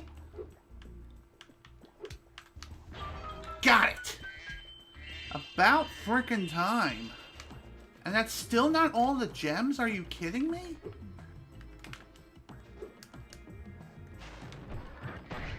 God damn it. Funny how I was trying to recover Sparks and yet he was not able to recover at all. So I really lost 2 heads there. For whatever reason. Oh, hello. Okay, well, that's the last of the gems. So that's cool. Level's done. For now. Of course, we will be back here again one more frickin' time whenever when we get the last move in the game. And for those of you who have played this game, know exactly what move it is I'm talking about. Well, it looks like some of the stone golems are starting to like that bagpipe music. That's nice. Okay. Oops. Okay. Well, now that that's done for now, of course we still have some other levels to do. Let's go to Scorch.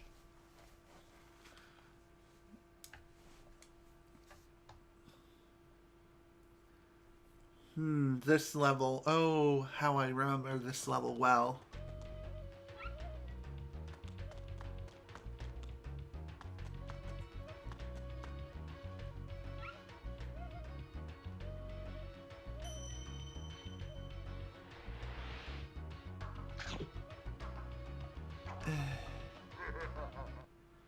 Wow, what an idiot. Hello, Spyro. My brother Handel and I have been sent here to blow up this castle. But Handel got caught by these evil soldiers, and I'm stuck out here. If you can open the doors that block the way, I can find Handel, and we can complete our super secret spy mission. Well, good for you. So, it appears that her brother is named Hetzel. So we're helping out Hetzel and Gretel. Like in one of the fairy tales. One of them fairy tales. It's the one... It's one of the same name. Oh, hello there, Mr. Camel. It's not hump day. You don't need to shout it to the entire world. Today's Saturday. It ain't hump day, boy. Okay, so in order to navigate through this level, it should be a simple enough task. All you have to do is just make your way around and press on these switches. Also, I believe you can get up here with a simple double jump.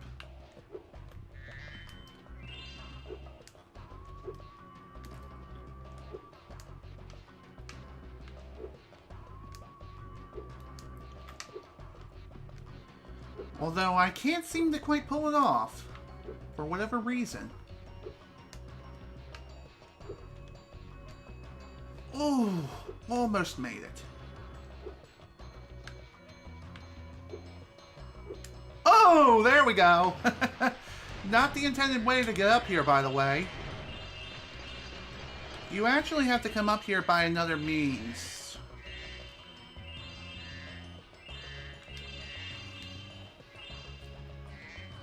And that other means isn't available until we finish up the level for the most part. Heck, we can even jump to the next part of the level right then and there. Now that I think about it, this is basically the end of the level. Well, you know. But I'm just gonna say, nah. Let's just go. Let's go around the intended way. Besides, there's a lot more things we need to get done here.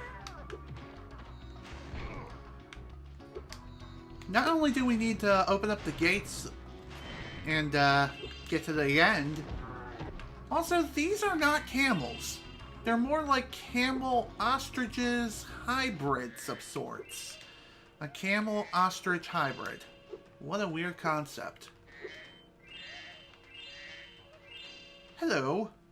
The monkeys have escaped from the Avalar Zoo, and I've been sent here to catch them. But they keep throwing coconuts at me, and it hurts. Can you help me out? As much as I hate your ass and how much you deserve to be bonked on the head constantly by a frickin' army of frickin' coconuts, I guess I'll help you out. It's not like I have much of a choice anyway. Great. Just charge the tree before I get hit. I'll be able to catch the monkeys as they fall. Follow me. Sounds good. Let's go. So funny enough, this task also becomes easier and reignited due to the camera also being adjusted. Just like with the turtle soup minigame, the camera is not at a... Did that monkey just disappear? How are they even fitting in there? They're big monkeys.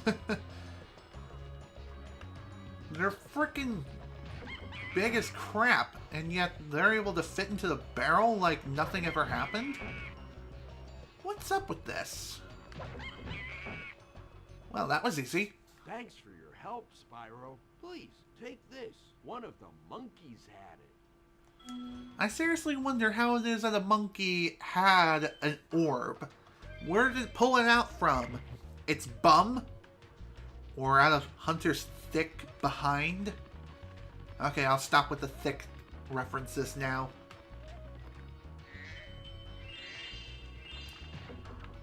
Okay, so, that task, as I was saying, instead of having a fixed camera angle, you instead have a free range of camera control. Just like with the Turtle Soup minigame. But in the original, you do have a fixed camera angle, and that does make things a little more difficult. But honestly, it's not that much more difficult than it is in comparison between the original and Reignited. Just Reignited is easier just due to the more freedom with the camera. Just saying.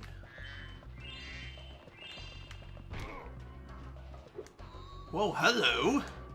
This guy's packing heat! Funny enough, I think that was actually censored in the Reignited trilogy, so instead of actually packing actual weapons, instead it uses more... It takes a more Splatoon kind of approach, I think. I'm not too sure, but I'm pretty sure that's what they do. I know it's like that in Spyro 1, in the Reignited trilogy versus the original. Oh, damn it. Oh, hello. I'm surprised I didn't get shot. Like, shot around the corner. But of course that would happen. Because I'm dumb. Nah, I was just careless.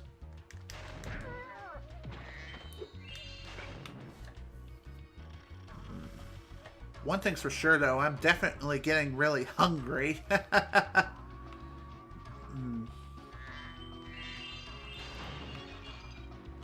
I find it kind of strange how you can easily find these rainbow butterflies around, like almost as if they're being given away like candy.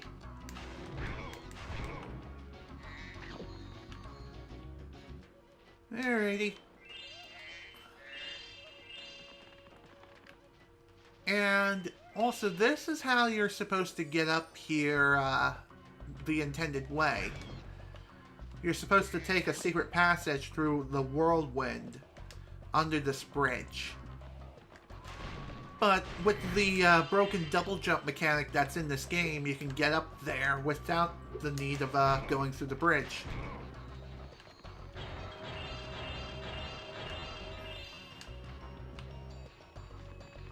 Take that, that. I'm kind of surprised how easy it is to take out these frickin' sword-like enemies, and even these guys with frickin' rocket launchers. I don't even know what those things are. They look like a rocket launcher. They're definitely not RPGs, like RPG 7s. No, no. It's more like a compact rocket launcher of some kind.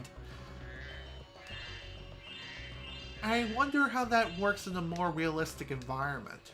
Probably not.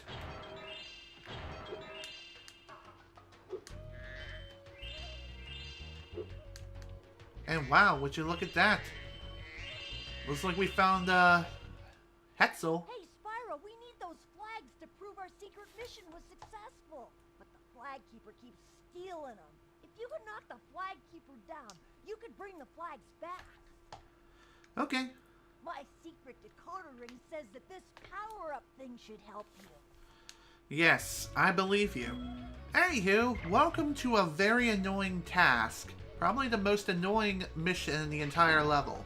Basically, you have to use this Super Flame power-up to go do some serious backtracking through the level, and you'll find this butthole just sitting on top of each of the flagpoles that you've been to up to this point. You just need to take aim and fire. Thankfully, it seems as though the Super Flame has unlimited range. So, you want that flag, eh, Dragon? Well, two can play at this bombing game. Let's go. Okay, so, as I mentioned, this task is very annoying. Basically, what you have to do is, you have to follow this guy back to, Hansel, and you have to avoid getting hit by this guy's bombs. Funny enough, I think this guy was also censored in the, Reignited trilogy. So instead of having that accent that he just, shared with us so kindly, it's more of a regular, more or less Arabian accent, I guess? But there are still 2 flags out there. I'm not too sure, but regardless, he was censored in the Reignited trilogy versus here. Don't know why that is. I guess just to avoid lawsuits? Who knows? Ooh, this is gonna be fun. See if I can get both of these in one shot. There we go, got his ass. Okay, I think some fell down here. Still after my flags, Dragon? Oh yeah. So one thing you can do to avoid getting hit by this guy and all of his bombs is just to take your time, take it slow. Very, very slow. Just dart left and right as you're going through this, and you should be able to get through this without too much of a problem. Plus, in the Reignited trilogy, there's actually a trophy that you can get from this mission alone, and that is, if you don't get hit ever on all 3 instances of this minigame here, then you get a trophy for not taking a hit. Then again, maybe it's a skill point too, I'm not too sure. Close, Spyro. Just 1 more flag. Yes indeed, 1 more to go.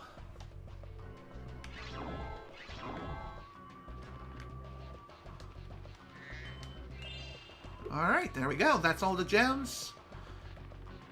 Now we just need to get the orb. Thankfully, this one should be the last one we need to deal with. So that is awesome. Also, free extra life. Hooray. God damn it.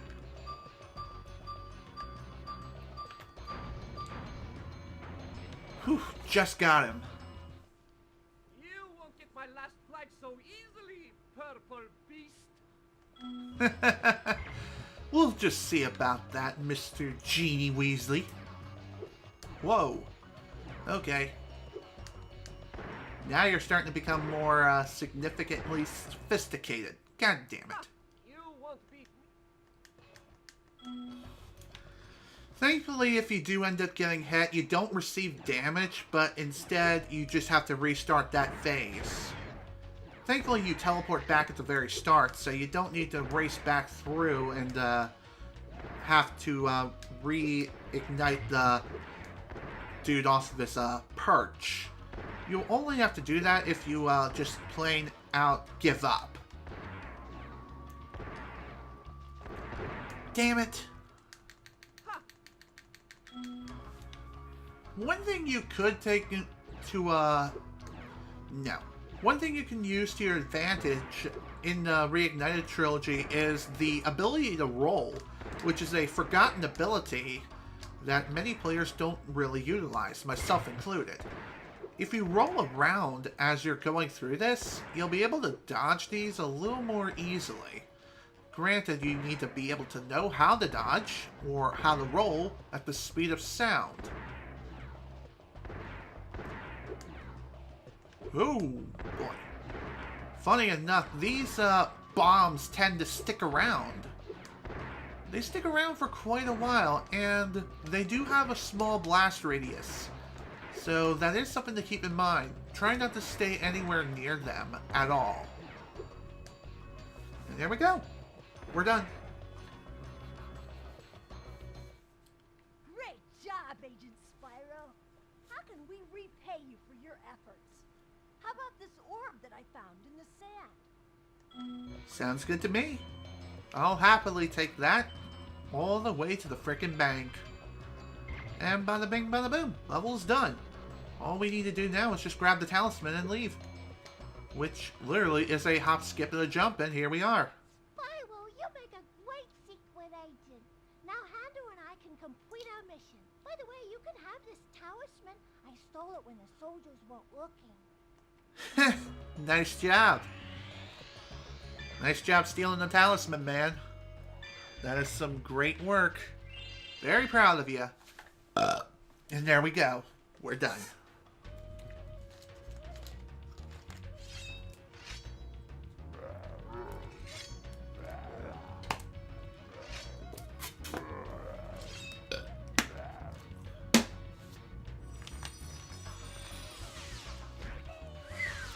Damn! Now that's what I call a demon child. Multiply that by 2. Prepare for trouble and make it double. What can I say? And no, it's not appropriate to finish the rest of that statement. Well, at least it's not the time to do it anyway. Alright, next level, here we come.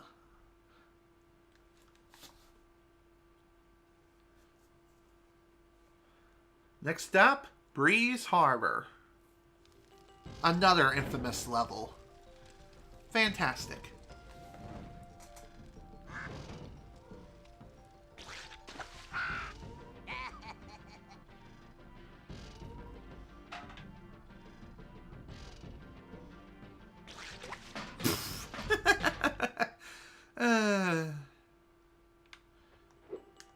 Okay, let's see what's going on here. Please excuse our mess, Spyro. We are currently suffering from a land blubber infestation. First they put out the fires on our boilers, and now they've shut down our ship, too. Oh dear. If you could stoke up the fires under the boilers, I'm sure you could make your way to the ship. The steam from the boilers will activate our highly advanced machines. I believe you. Anyway, there's actually a similar mission to this in the same world too, which we will be visiting in this session, where the opposite is kind of going on there. Oh my god. Bye! Okay, so, basically what's going on here is that those, slug-like enemies, I'm not really too sure what they are. Regardless, they're causing trouble, and we need to stop them. Man, now that is a thick boy! Okay, that's the last one, I swear. Okay, and say hello to a new sort of mechanic here. These are known as cannons.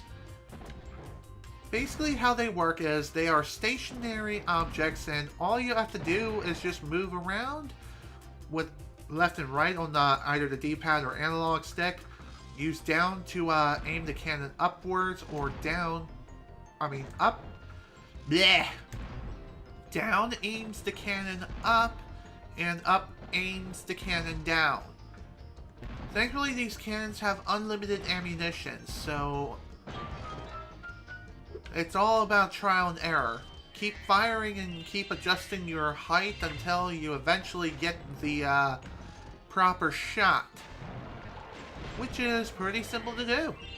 Really, it just takes a little bit of time, and also a bit of guessing work. There's also that butthole over there, which you can't really see.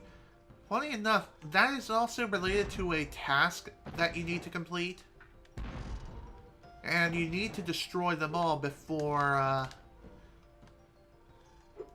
you just need to destroy them all in order to get an orb. However, like I said, it's a lot easier said than done. There we go. There's 8 of them scattered throughout the level there. And in order to destroy them, what you have to do is take a cannon and fire at them. That seems like a simple enough premise, but like I mentioned, some of them are very cleverly hidden and some of them you can't even see. And you have to essentially spam shots and pray that one of them lands. If one of them lands, it hits the target. Oh, that slowdown. I don't know if this is due to the PS3 emulation software or if the game was literally always this slow. I don't remember. I feel like the game ran a lot smoother on original hardware versus here. Those land blubbers have littered these metal spike mines all over the harbor. If you can clear them out, I'll give you this orb I found in a clam yesterday. Sounds fun. As I mentioned just a few moments ago, these frickin' spike balls of death, they're found all over the place. All you have to do is just fire a cannon at them, and you should be able to take them out with ease. Oddly enough, these cannonballs do not have a very large blast radius, so you do have to be kind of precise when it comes to picking your shots. Choose wisely, as it's not going to be easy to realign your target. And also, I'm not too sure, but whoa, I did not mean to do that. I activated a glitch known as being able to swim in the air. Basically, you have to charge at a certain angle, and if you time it right, you'll be able to swim in the air. Just don't re-enter the water's surface. And it figures I couldn't take advantage of that. Whatever. Still, that was fun while it lasted, even if it was just for a few seconds. Speedrunners utilize that technique a lot when it comes to not only this game, but also Spyro 3. Why is that a thing in this game? Nobody knows. Funny enough, there's also a way for you to use the swim in the air technique to get out of bounds and explore a parallel world. And I'm trying to do it again just for the sake of hey, let's try and do it again. Dang. Funny enough, I nailed one of the weirdest glitches in the game and didn't even realize it until after I returned to the surface. That figures. Only me.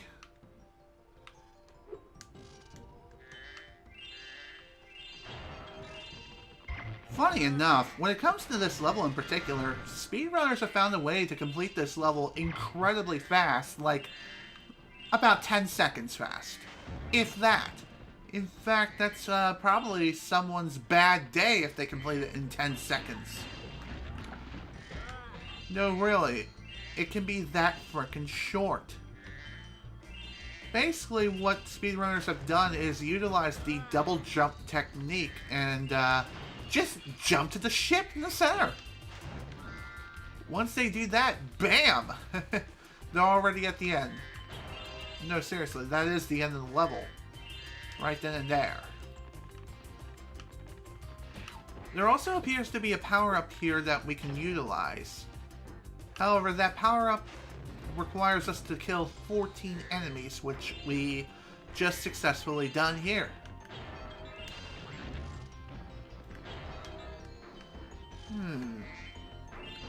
I guess one thing I could probably try to do to improve the PS3's overall performance when it comes to PS1 emulation of this game is there's an option known as smoothing.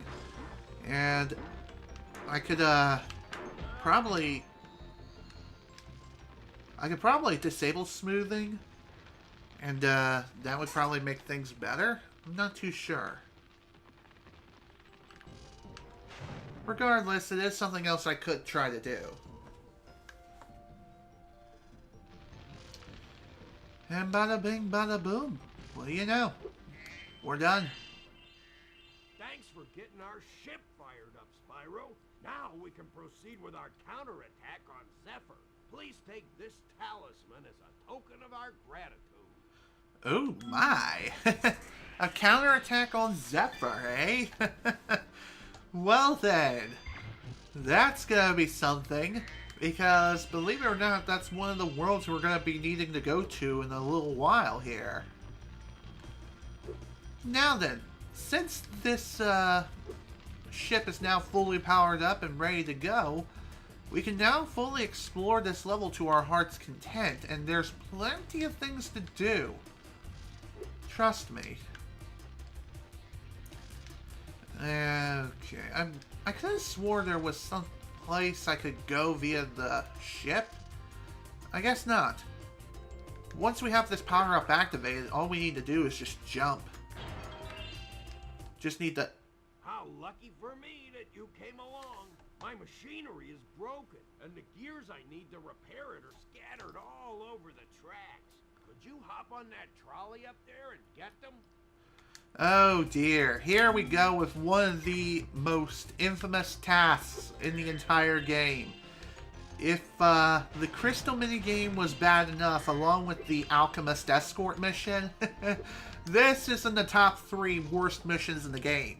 However, this does become a lot easier in the Reignited trilogy, believe it or not. And I will show you all why. So basically what we have to do here is use this trolley car here to gather all the gears that are scattered throughout this entire track. The gears themselves are on a predetermined circuit, and you need to follow the course all the way through and take every single path that there is. All you really have to do is just concentrate on moving left and right. Oh crap. Well, that didn't work. I had the cannon installed to help me hit the switches. Try shooting the ringing switches to see what I mean. I know what you mean, dude.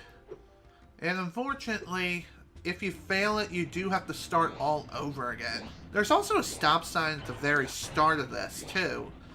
So, if you hit that stop sign and unfortunately you come to a dead stop and there's nothing you can do. Anyway, what makes this minigame easier in Reignited Trilogy exactly? Well, when it comes to this minigame, as you're moving the trolley left and right from one side of the track to another, the trolley comes to a dead stop temporarily. It stops dead in its tracks and it just immediately switches over to the next track.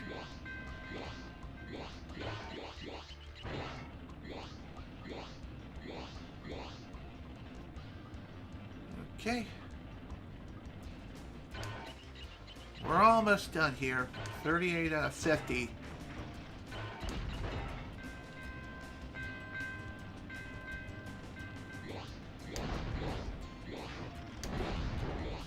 Wow, that was pretty close. Of course, we still have a little bit of work left to do here. And hopefully, we can get this done.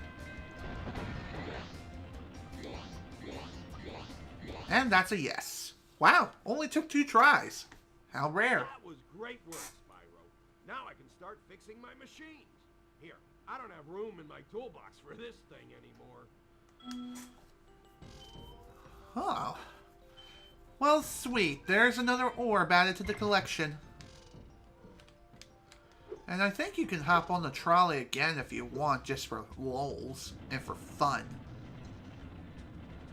So if you ended up missing something, you can take the trolley again, hop back on, and not have an issue. Trouble with the trolley, eh? Well, just use the D-pad or analog stick to change lanes. Press the X button to jump, and press the circle button to fire the cannon. By the way, that is a line that a lot of people really hate hearing over and over and over again. Thankfully, since the task is done, we don't need to worry about it anymore. However, we still have some work to do over here.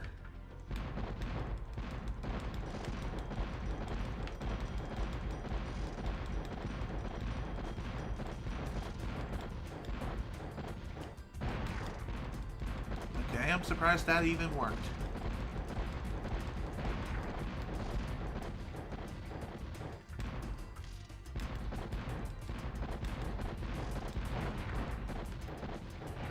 Boom, baby! Thanks, Spyro. Here's that orb I promised. Sorry if it still has clam juice on it. That's fine. Also, I think these guys are voiced by the same voice actor who voices Hunter in this game. Not sure why that is. I mean, sure, it is a pretty common practice to see that multiple people, that one voice actor can voice multiple people. It's seen in the likes of The Simpsons, and also, really, The Simpsons is the only show I can think of off the top of my head. Okay, we still have some gems to pick up. Thankfully, all the orbs that are in this level have been collected, and pretty easily, too. Which I find very surprising. Especially with the trolley minigame. My god. That one was surprisingly easier than I initially thought it was going to be. And just like that, we're done. Already. Wow, would you look at that.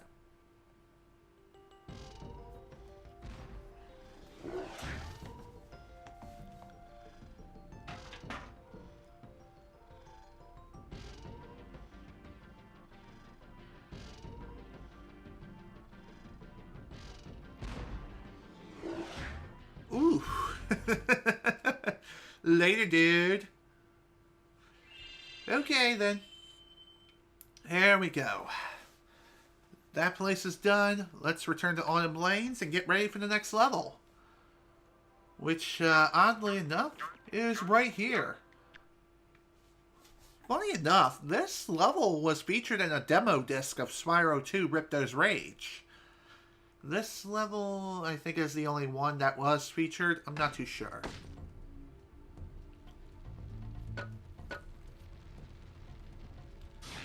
Oh boy! Well, he's dead. Well, he had a valiant life. Let's see, where are we? We are in the Scaleless Badlands. Hey, Dragon. I hear you're pretty tough. I bet my cousin Glug you wouldn't be able to make it through Badlands without getting singed. Well, that is a bet that you most certainly will lose. No matter how many lives I have or lack thereof. Just saying. By the way, in the Reignited trilogy, I know there's some trophy, or is there a skill point? Regardless, there is a reward you can get for burning all the cacti that are scattered throughout this entire level. So find and burn them all. That's really all you need to do. There's also several tasks that we need to worry about when it comes to even the beginning portion of the level. Speaking of the beginning portion, it's possible to just jump straight to the very end of the level here. All you need to do here is just do a nice, easy double jump. It's a double... The double jump you need to do is actually not very far off from where we are now. In fact, it's literally right over behind us. I'm going to see if I can possibly pull it off here. That way we don't have to go back up there later. We'll see. Okay, let's see what we can do here.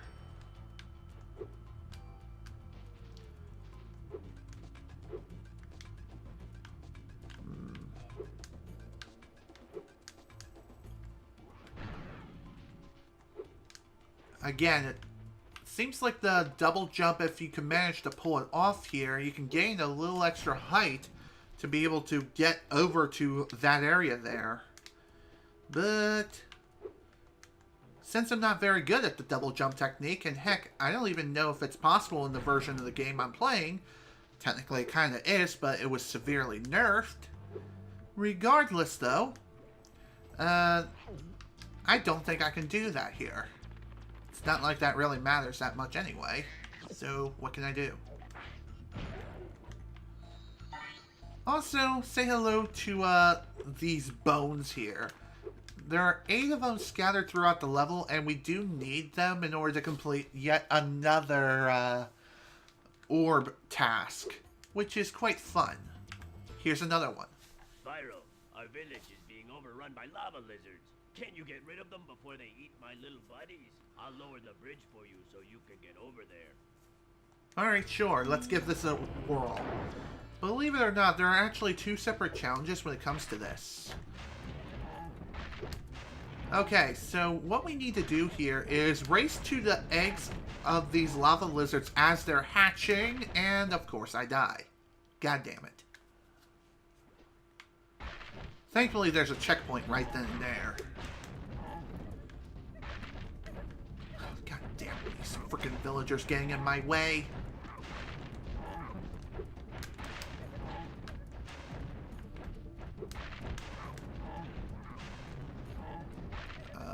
Where's the last one? There he is. Okay, that was pretty close. Well done, Grasshopper. Take this shiny, thing we found to aid your journey. Thank you. Thank you very much. Of course, we're not done here as of yet. We're not even close to done yet. Uh-oh. It looks like more lizard eggs are dropping down. Are you ready for another challenge? Yes, I am, and this one's even harder than the last one. This time, I think there's even more lizard eggs this time around. And they start spawning in that much faster. And they move faster, too. And you also have to cover more ground before the lizards end up eating the villagers. Which I can see one's about to eat. Crap.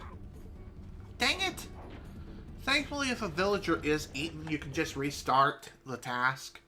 Like, immediately. Okay.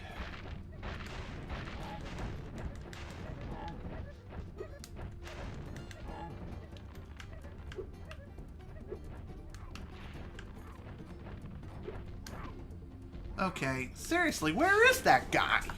He must be behind one of the huts that I passed.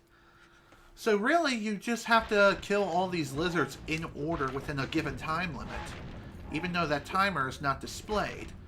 It takes a certain amount of time before they end up reaching their target.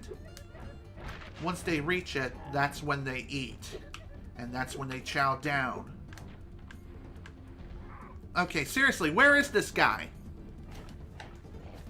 Can't seem to find him. Maybe I'm just not moving around fast enough. That's my issue.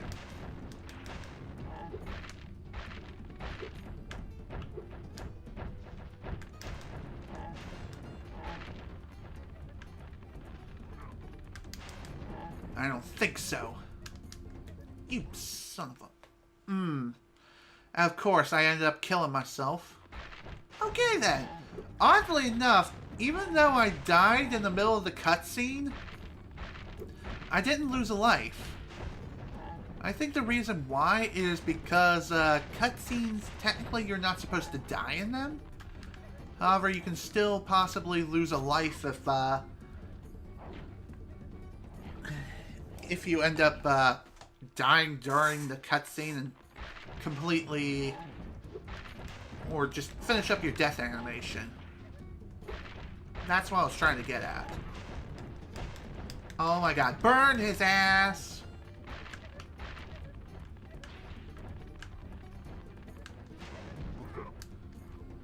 Damn it!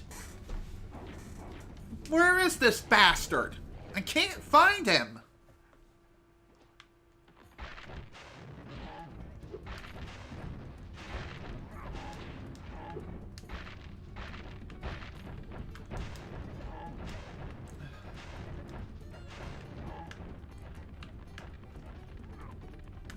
Ah, damn it. How? I clearly burned him. God damn this game, I swear.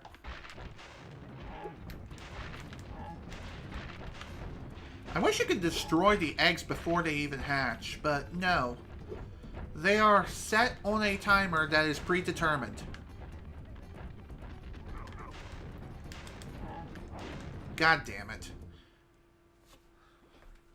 Thankfully, it seems as though you can skip the cutscenes of you failing again and again. Just by simply pushing the start button.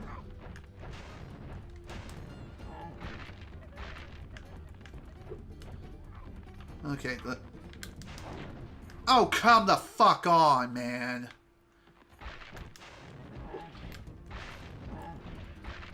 Oh, how the hell did I miss him? Well, I definitely failed this again.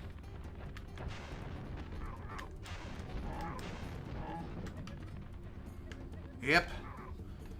Same guy always gets eaten.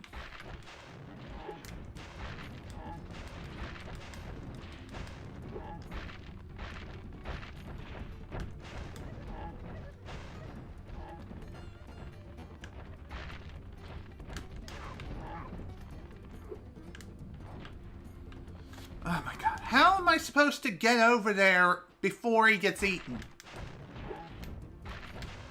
Maybe when those 3 eggs hatch over on the left-hand side, I need to just say fuck it and forsake some of those guys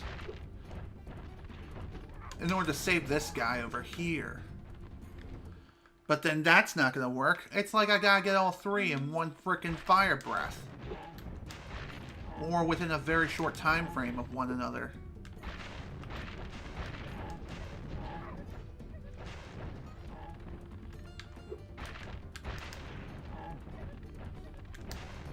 There we go. That's what I had to do. Thank you for helping us again, Spyro. You deserve another shiny thing. I was going to use it as a nightlight. I seriously wonder, though, how is it that you can use an orb's, how can you use an orb like a nightlight? I don't get it. Game, why are you being weird? Who knows? At least that's done. Oh, shnikes. Well, that's one way of clearing those guys out. Funny enough, I think they're called lava toads. And how they work is if you get too close to them to be able to burn them at the burning range, then they'll burrow underground with the bone. And in order to get them to come back up, you need to move out of range.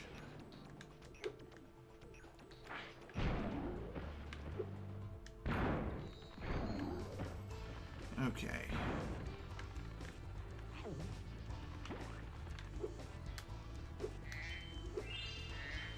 So when it comes to the level itself, it's really not very big, just like the rest of them. Funny, I didn't even think you could do that. Charge into the fence. That works. So as I was saying, this level is the level that was featured in a Spyro 2 demo disc back in the day. I don't think there was any other levels that were featured on any demo discs, as far as I'm aware, when it comes to this game. I know in Spyro 3 there were like 3 levels that were featured. But other than that, though, that was it. Getcha. By the way, I feel like these power-up portals here are the they require the most amount of enemies to die in this game. I'm not too sure though. There may be some other ones that I'm not thinking of. But yeah, figure I'd throw that out there.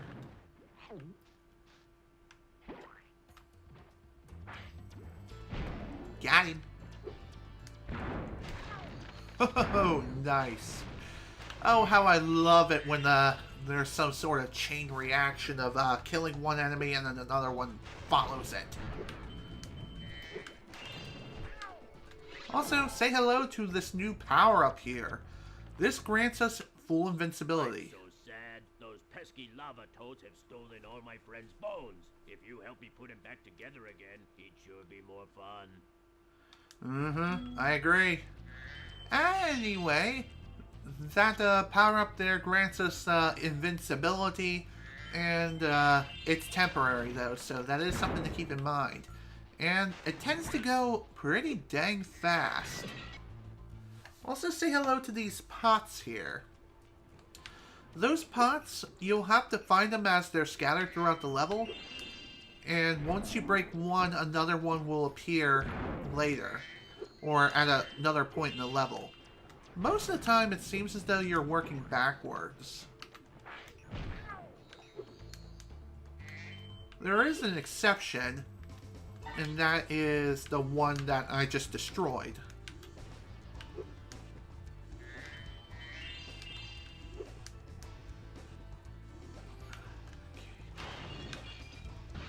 Oh, damn it!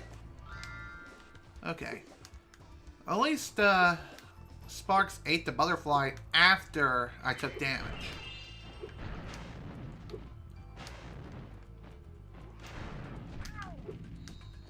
Okay. That's one way of killing these frickin' dragons that are just floating around in the air. These guys suck. It's like you have to take them out from a distance, and you have to be quick when aiming. Otherwise, they'll strike you down. And they also fly in the air, act like a pest. And, yeah, I think that was just another skill point we attained. I'm not too sure.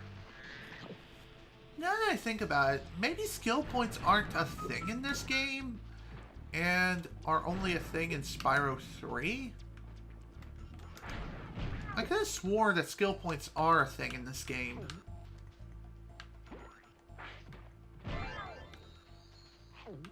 Oh wow, another butterfly.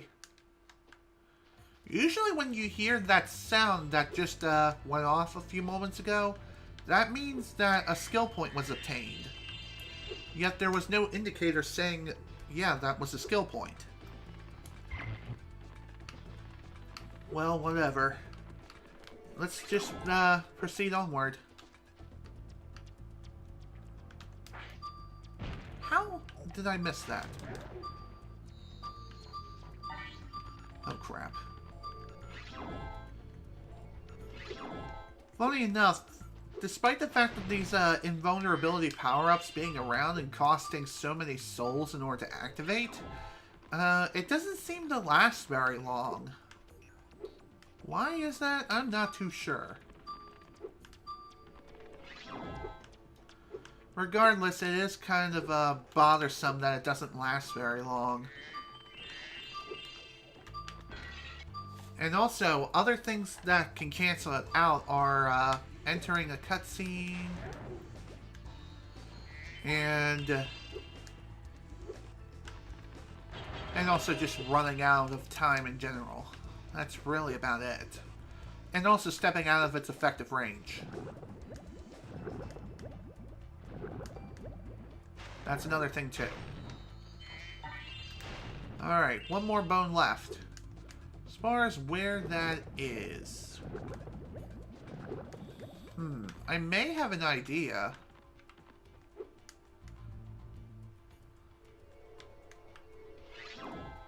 Okay.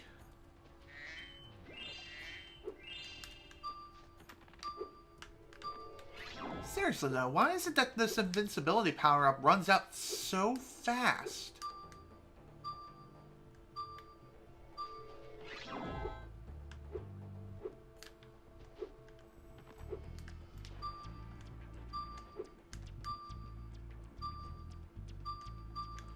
There is a way to grab that gem, though I think you have to approach that in a different way.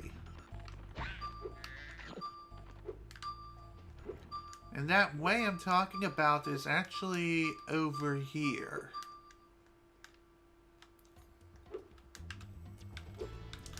On the thing.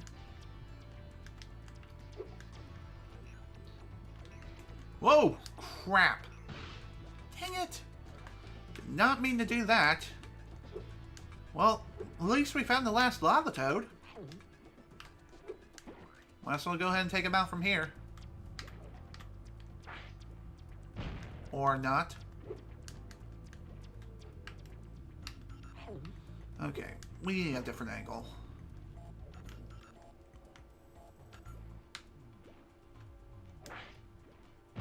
Got him. Alright. Now that he's down, we just need to grab the bone that's there, and then we'll be on our way.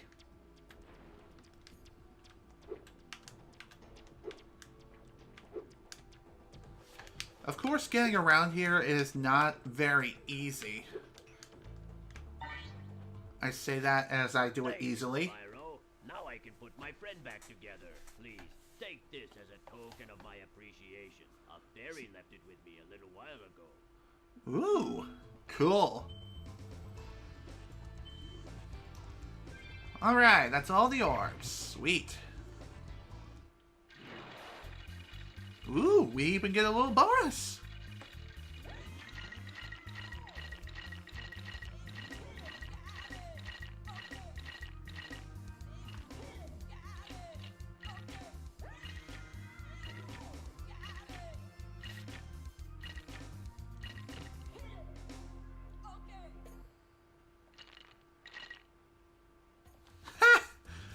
That is awesome.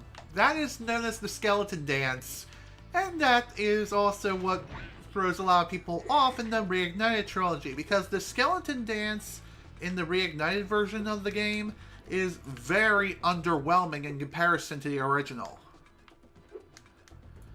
Instead of doing those fancy footwork moves and showing his moves like freaking Captain Falcon, instead he just kind of stands in place and shakes his hips to and fro, and that's really all he does. Seriously, that's not all the gems? Okay, what am I missing?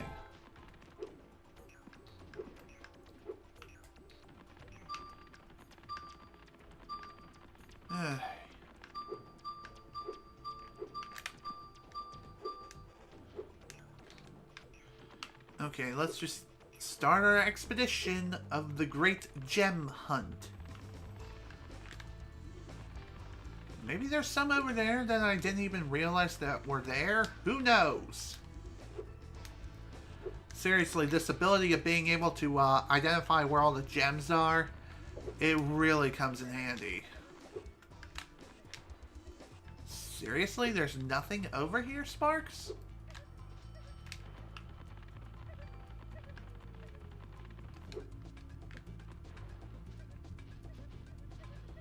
Huh.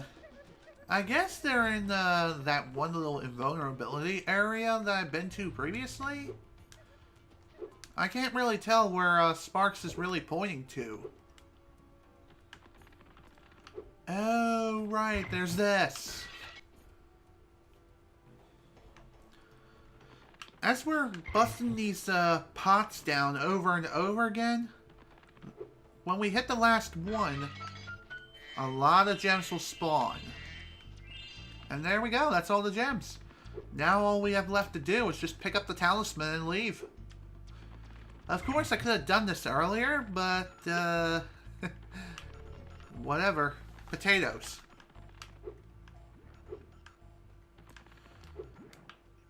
All we really have to do here is just charge all the way through and we'll make it to the exit. See? We're already here. Excellent. You made it through the Badlands. I knew I'd win that bet.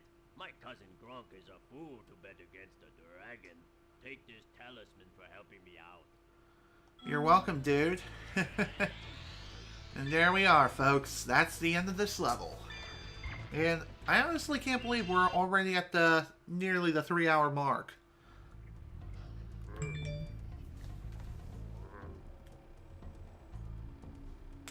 Ow. Oh dear.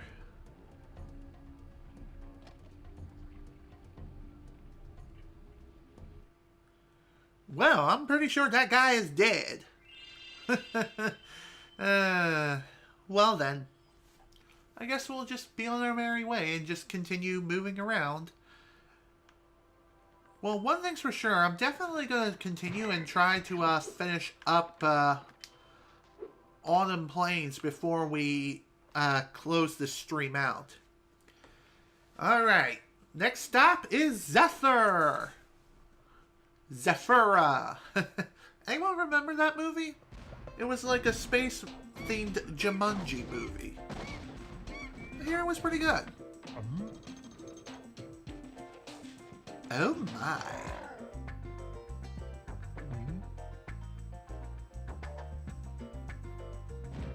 Ladies and gentlemen, this is Black Ops 4 in a nutshell. This introduction cutscene right here. I shit you not. Okay, Spyro. Looks like we got us a bit of a situation here. The Breeze Builders have got us pinned down, and we've been waiting for a volunteer to blow up their munitions building.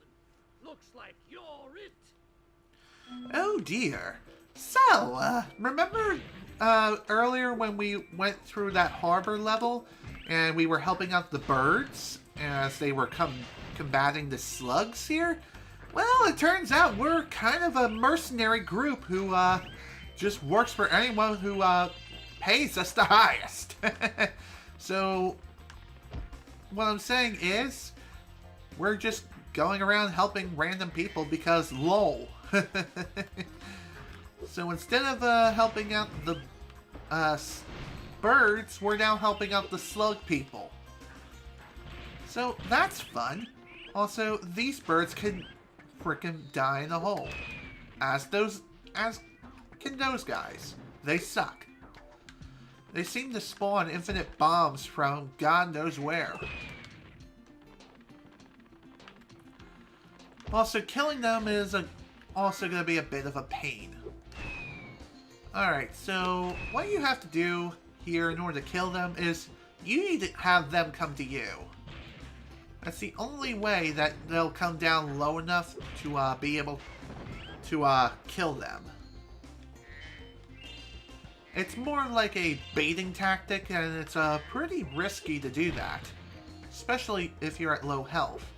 Thankfully, it seems as though they do have a chance of killing themselves too when they're trying to damage you. What I mean by that is, I clearly demonstrated, their bombs do have some sort of explosive radius. And when they hit you and they strike at just the right point, not only will they damage you, but they'll kill themselves. Dang cannon just ain't working for me. You think you can blast that bird, soldier? Jump up here and give it a try. Sure thing. I'll give it a shot. I'm probably a better shot than you any day of the damn week. Okay. I stand corrected. So throughout this level, we'll find these cannons once again. If you remember from back that harbor level that we've been to previously, they work the same exact way as they did before. Just move left and right, aim and shoot. It's as simple as that. Did that hit the pot and not destroy it? I must be going insane. I'm pretty sure I hit the pot and yet it didn't explode. I think in Reignited that doesn't happen. I could be wrong, but I'm pretty sure that's not how that works. So apparently in order for those pots to be destroyed, you have to drop them from the air via the balloon that they're attached to. Speaking of which, how is it that they're even attached to the balloons in the first place? What's more, how is it that those balloons can even lift up those pots in the first place? Aren't they heavy? Aren't they heavy as crap? Especially given their size? Who knows? Maybe the amount of helium along with the size of the balloon, too, can give it some height. Who knows? I mean, if Luigi can be lifted up in the air with ease of 3 balloons, why the heck not? Who knows? Hello there. These guys suck. It's like playing a little bit of a dangerous game of Donkey Kong here, except with more explosions as if it was made by Michael Bay. Oh, dear.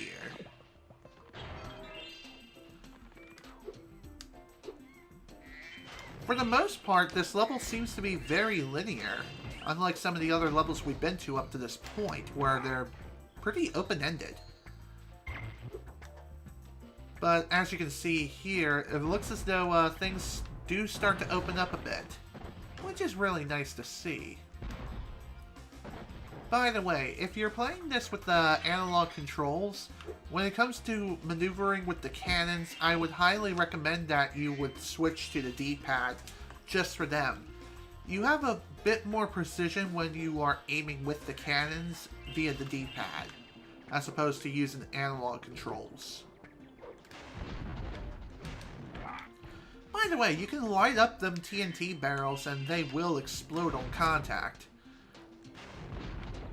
If you use this to your advantage and just stop as soon as you're within the flaming range of the TNT barrel, you can make them explode without the need of having to jump over them or set them off altogether.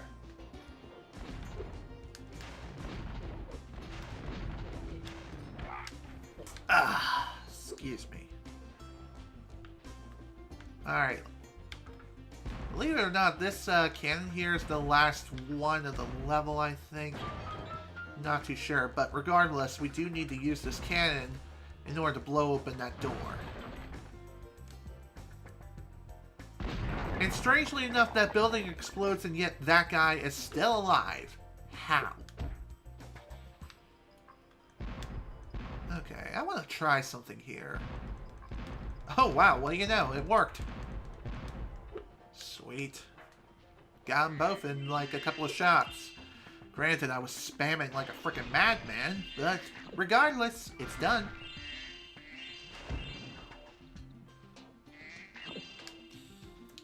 Alright, now before I continue exploring more of this level, I'm going to go ahead and just pick up the talisman now. Not only are there a few more gems over here, but the rest of the tasks that we'll have to do here, we're going to be going quite a ways out of our way. What an explosion! Sure is a good thing I had my helmet on. Oh yeah, the colonel wanted me to give this talisman to you if you got through the breeze builder defenses. Good job, soldier. That's real nice. Okay. Well, like I said, we still have quite a lot of work to do, so let's go ahead and get started here.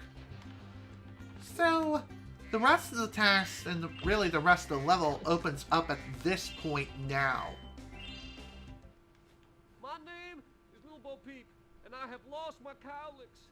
With these battles going on all the time, they keep running away.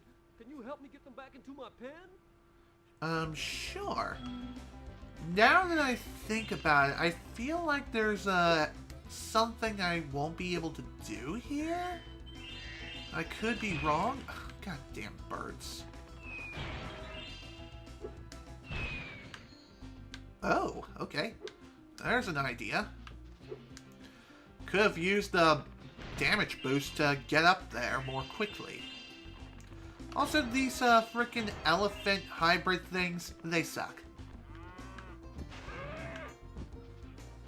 Basically, what we need to do here is we need to use this Super Flame power-up in order to get him out of this ditch.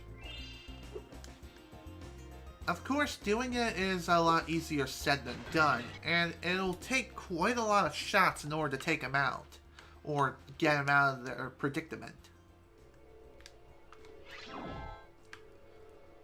Of course, we can also use this Super Flame to our advantage too. How did you miss? I'm clearly a still target. I'm not moving. I'm basically a sitting duck. And yet you miss. How? How do you do that? Oddly enough, with the Super Flame power-up here, these things can fly freaking higher than a kite! And they fly quite far, too. So, it appears that the Super Flame has some really useful utility if utilized properly. Of course, hitting the targets themselves and sending them flying in the right direction is not exactly the easiest feat. Especially when they too are moving on their own free will. But thankfully the rest of them are not anywhere near as difficult as these two here. So we might as well get these guys out of the way. And I don't think these guys are dumb enough to just walk back into a ditch. Or just walk back into the same ditch that they found themselves in the first place. Not too sure if that's the case or not, but regardless, we're basically done with those two guys. We just need to throw them in here, and they thankfully will not be able to escape. Unless you accidentally burn them and then send them back flying that way anyway.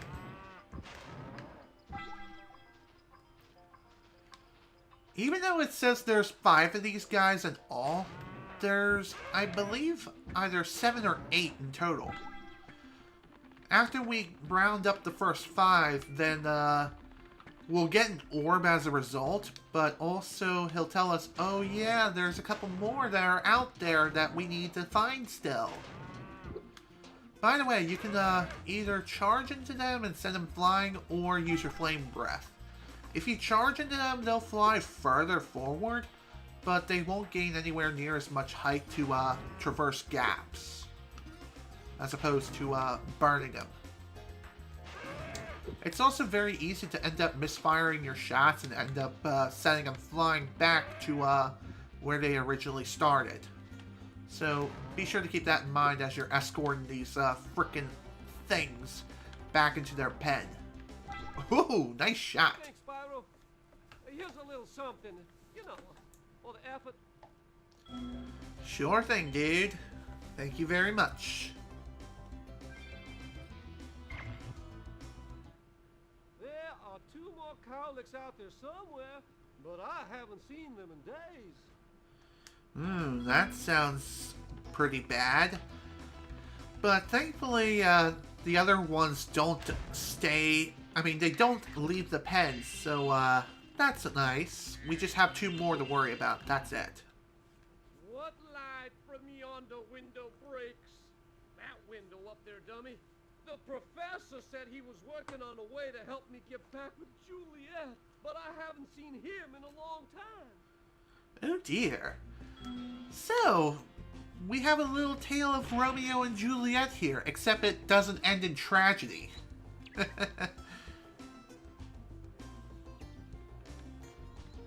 Okay. This seems like a simple enough task. All we need to do here is just find the professor, and he'll be able to help us get up there. Or get up to where Juliet is. Oh, look. Look at that. We have one of the cows here. Up you go. That's one of the 2 missing cows. We still need to bring them up here. Oh my god. Come on. Go this way. Stupid thing. Okay, I think this is where we need to use the charge. There we go. He made it. Might as well take care of this first, since he's in our path. Besides, we need to do this anyway. As the last task of the level, it, God damn it.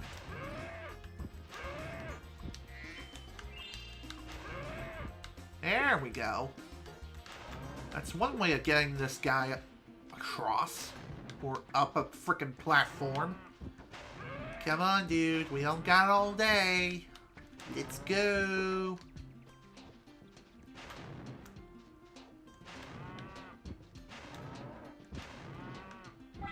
There we go. One down, one to go. The last one, I think, is located quite a ways into this next section here. So, yeah, we're gonna be searching for a little while. Thankfully, those things stick out like sore thumbs. They're literally like little elephant hybrid things. They're very easy to spot and very easy to identify. So, finding them shouldn't be too difficult to do.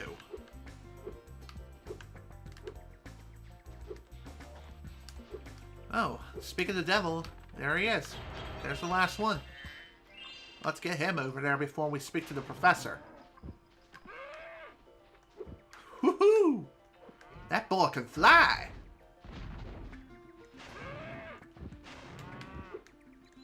Up you go. Got it.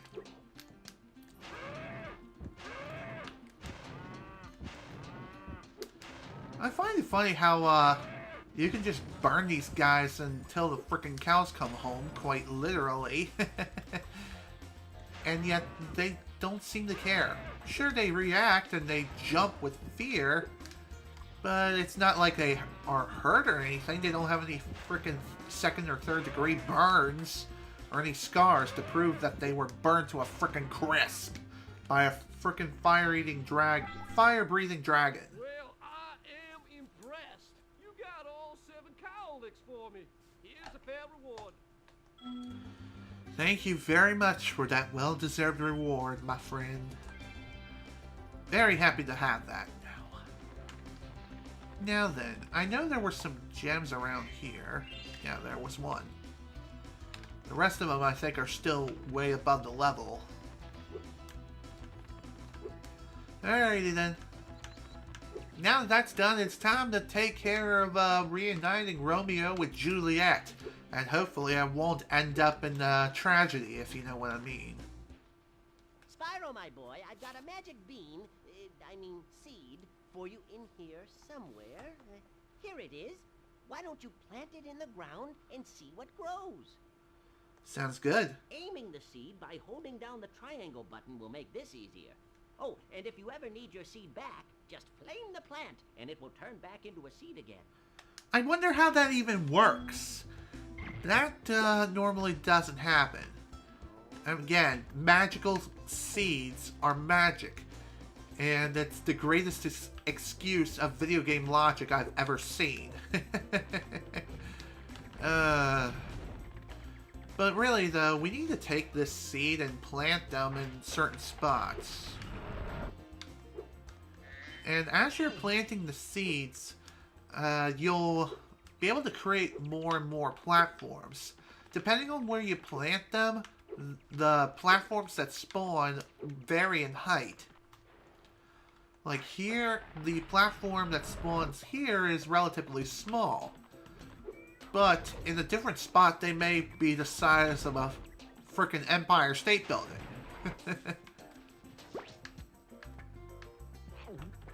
Okay. But yeah, you do have to plant these seeds in the right places first in order to get more seeds and continue your ascent.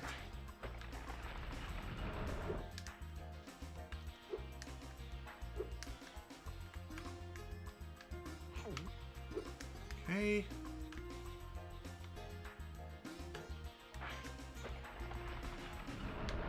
See what I mean of how big these seeds can become? Their transformation is quite amazing if you truly think about it. They also have a bit of a auto-aim mechanism too, so even if you're off by a little bit, it's not a big deal. Just aim in the general vicinity of where the spot is, where you can fire the thing to, and it'll still grow the seed. See? Dead center every time. I'm glad that they have this leniency feature implemented with the seeds. Otherwise, that would make things a lot more difficult than they need to be. Okay, how the hell did the professor get over here before me? Well done, my boy! Here are 2 more seeds to get you the rest of the way. Oh, and take this with you if you don't mind. It's been cluttering up my pockets. Why didn't you just give this to me earlier? Can't these be used to defeat Ripto or something? Aren't they used to, oh, I don't know, help save the world? Oh. Figures.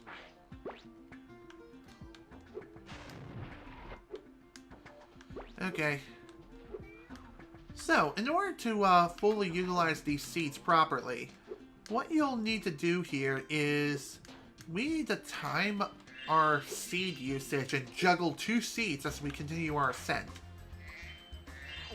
Oops, that's not what I wanted to do. I wanted to grab this seed right here. And I don't think you can jump on the platform as it's spawning. It'll just throw you right off as if you took damage. So that is something you need to keep in mind.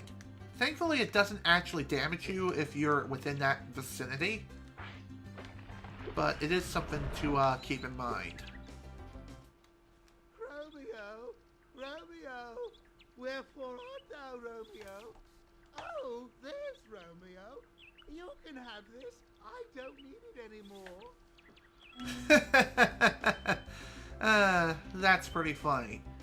Anywho, in the Reignited trilogy, they changed up the voice acting. Instead of being the sarcastic, like, Romeo, Romeo, where art thou? Instead, it's more ladylike. And that kind of defeats the purpose of the humor. So that is kind of lame, if you ask me. Alright, we're almost done here. We just got a few more gems to hunt down. How many do we have? 328 out of 400. So we still got a little bit of a ways. And we also have this too. Still have these to hunt down. Thankfully, when you're hunting down these gem pots here, as you're hunting them down, they go further and further back into the stage. So eventually you'll end up at the very beginning of the stage by the time you smash the last pot. As clearly demonstrated right there.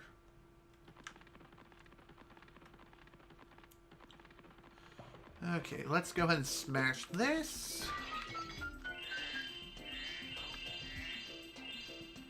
That's not all of them yet. We still have a ways to go. Okay. Looks like there's more within that tunnel area. Not too far off from where we are now.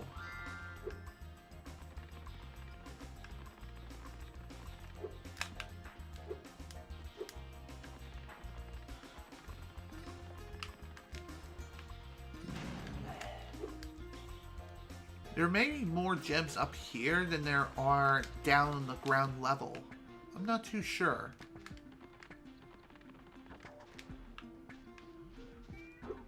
And then again, it looks like there's still some gems that I missed over in this general area here. Yep, there's one right there. And what do you know? That was the last one. What do you know? We're done.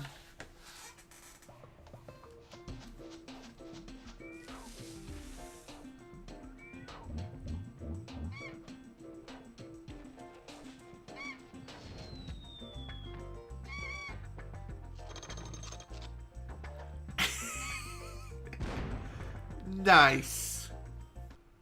Very nice. I love it. There we go. That's all the levels in Autumn Plains. Fully complete, mostly. Or is it? It appears there's still... Right, there's still one more level I need to go through. Oops. And it's right at the very start of the world, too. So, let's get this underway. Okay, my mistake. Guess we're going on for a little bit longer.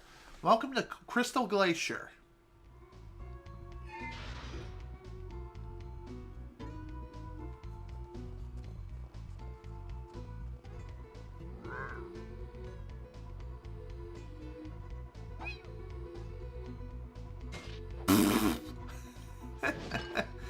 Wow, That's funny. Okay, so welcome to Crystal Glacier. Spyro, the ice wizards have imprisoned our leader, Shaman Tuck. Can you help us rescue him? It is urgent. He has our tickets to tonight's hockey game in Colossus Valley. Doesn't seem that pressing if it's all about a simple hockey game. If you get on the catapult, we'll help you across the chasm. Cool. Sounds fun. Let's go for a ride. Yo, boys, you ready to go? Alright. Well, we're here. Funny enough, if you try to unfreeze these Eskimo-like guys while the ice wizards are around, they'll refreeze them. So, you need to take care of all the ice wizards before you even attempt the rescue mission. If you try to do it, then, like I mentioned, they'll just get refrozen right away. Although you can also use that as a bait and switch. You can unfreeze one of these guys in order to lure out an ice wizard. And once you do that, then you're good. Watch. We'll help you climb this wall up ahead. Cool. Show me.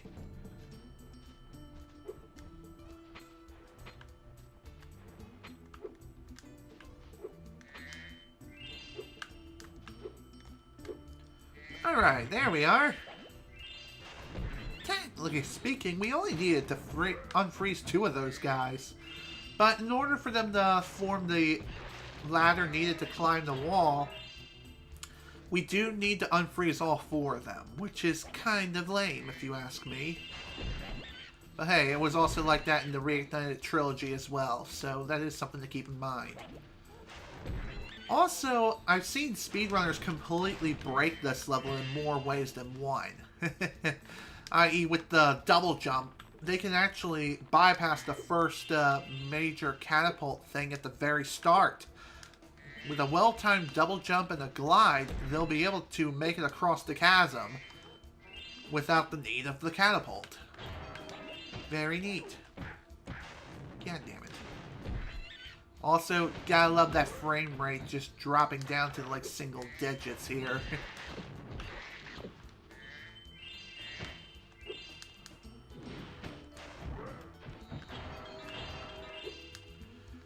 Okay, hello there, money bags, you greedy little bugger. Unfortunately, he's here to block another path in order to progress forward yet again. Hello there, Spyro. I could arrange for you to cross this bridge for a small fee.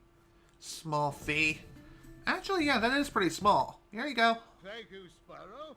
Now I can buy that condo in Hurricane that I've been wanting for so long. Go ahead and cross the bridge. That's funny.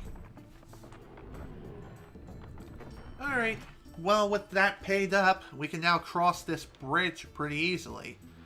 And I think we're going to need to cross this bridge anyway in order to be able to continue anyway. Because we can't really use the Super Glide power-up yet. There's not enough enemies here that power up the thing. The rest of them who we need to kill are all over here.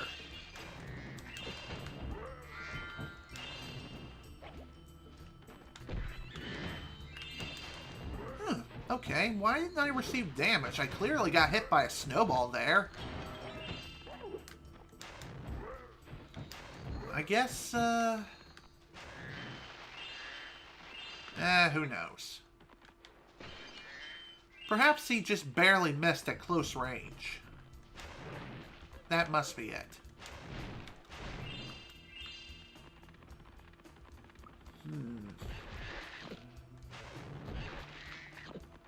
Okay.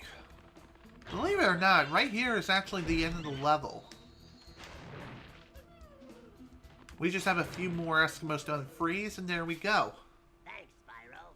Just hold tight for a second and look out below.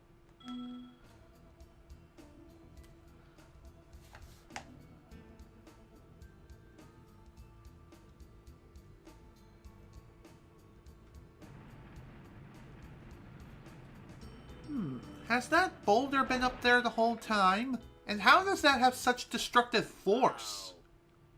You think those guys could have got me out of here without rolling a 2-ton snowball onto my head? Here, take this crystal. I traded some hockey tickets for it. Oh dear. Well, the rest of the villagers aren't going to be very happy about that. Anywho.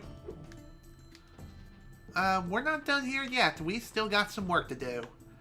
Believe it or not, there's actually a couple of orbs that we can get our hands on. One of them is actually over here. Okay. There's also several more gems over here we can grab too. Might as well, am I right?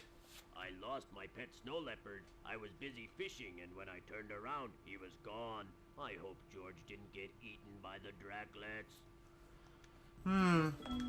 Oh dear. Poor snow leopard got lost out here. So, what we need to do is pretty simple. Oh, there he is. Hey, where the hell are you going? Get back here, you jerk! Okay, so here's what you need to do. The snow leopard will just roam around like it's owning the whole frickin' neighborhood. Reminds me of an old dog I used to have. Anyway, all you need to do is just follow it until it reaches the watering hole. All you need to do from here is just wait for a fish to pop out of the water, breathe some fire, and knock it out of there.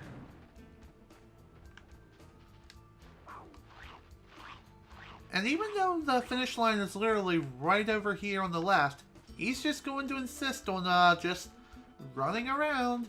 Just continue roaming and do whatever the hell he feels like. Funny enough, the flame breath here doesn't affect him at all.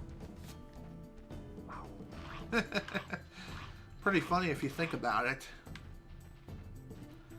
I also find him kind of cute looking, even in his low poly form.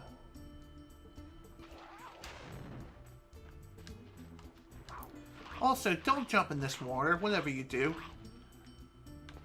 Okay. Now at this point, now that this guy has had his fill, he's going to follow us all the way back to where his owner is. Thank God. Just don't charge. Otherwise he may end up getting lost. Also, strangely enough, he sits like a good boy. Like a dog. You found George. I'm so glad he's safe. I'll be sure to pay more attention to him from now on. All I have with me is this round shiny thing I caught while I was fishing. You can have it. Okay, thank you. I didn't mean to cut off the rest of his conversation, but anywho, that's done. Okay. Now that that's complete, all we need to do now is one more task. And that task is, oddly enough, right down here. This task sucks. Basically, what you have to do here is you need to use this super glide power-up. Give guided tours of these caves, but now they are infested with multiplying Draglets. It's only a matter of time before they take over our whole village. Do you think you can get rid of them for us? Indeed. Great, but remember, you have to catch them all quickly, because if any are left alive, they will continue to multiply. And he's not kidding when he says that too. They multiply really quickly. They're like rabbits. That's how much they can multiply in such a short period of time. There's 18 of these little buggers just floating around. Some of them are swinging on frickin' spider webs. So the best way of going about this is with the super glide power-up. This is the only way you're going to get to these things. I mean, if you try to approach them the normal way, then unfortunately, it ain't gonna work. And if you miss one, you might as well go ahead and KMS and restart. Because these suckers will multiply so freaking fast, it's not even funny.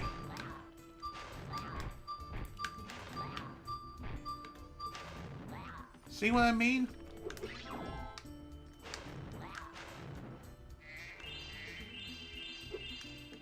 Is it over? Are they done? You have saved us all from a grisly fate. Please, accept this orb as a small token of our thanks. You're welcome. I'm surprised that took as long as it did for the minigame to end. Really? I was thinking that one more was going to spawn out of God knows where. By the way, in the Reignited trilogy, there's actually a trophy associated with this challenge where you have to kill all the spiders in a single super glide attempt. If you aren't able to do so, then unfortunately you're not getting that trophy. And so in order to try again, you have to throw yourself in the water or just kill yourself. And there we go. Level complete. We're done here.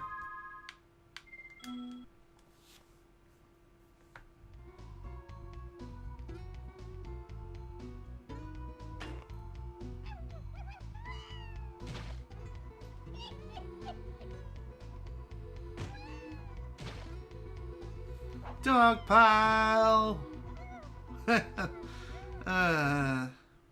What a bunch of idiots. Okay, that is all the levels for sure this time, I know. That is all of them for Autumn Plains. We're done with this. Now we just have the boss. Well done, Spyro. Now that you have all 14 talismans, your guidebook can break the lock on the door and you can fight Gulp. Are you ready? Oh yeah. You'll have to jump down the hole in the floor to get to where Ripto and Gulp are waiting. I can help you out a little bit. I tamed a few pterodactyls from Skilo's Badlands. They'll be dropping objects that you can use to fight Gulp. Eee, nice. Let's go. Let's go fight Gulp now. Strangely enough, his frame doesn't have the same problem as Crush. You've earned a special reward. Go, what is it, boy? Oh, the fairy. Here you go. Ah! You singed my cape. Dragon, you are really starting to get on my nerves. Say goodbye, Flame Breath. Go. Lunchtime. Go. Finish him off and you can have all the fairies you can eat. I'm going to enjoy this. Okay, here we go. Time to fight Gulp. Believe it or not, there are actually 2 skill points here, or at least 2 ways you can get extra lives here. One of them, of course, is defeating Gulp without taking any damage. And the second thing that you need to keep in mind is... at one point in the fight, there's a... eventually the birds are going to start spawning in rockets. And... crap.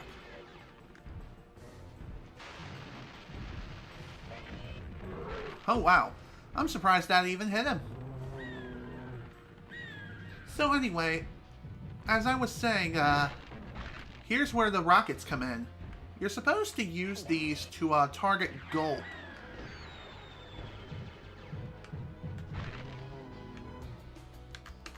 Fire. Got him! Yeah, that's the second skill point you can get here. Basically, you just, ow.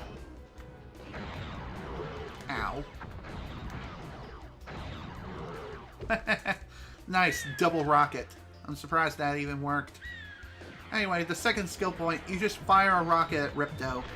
And afterwards, you'll just get an extra life from that.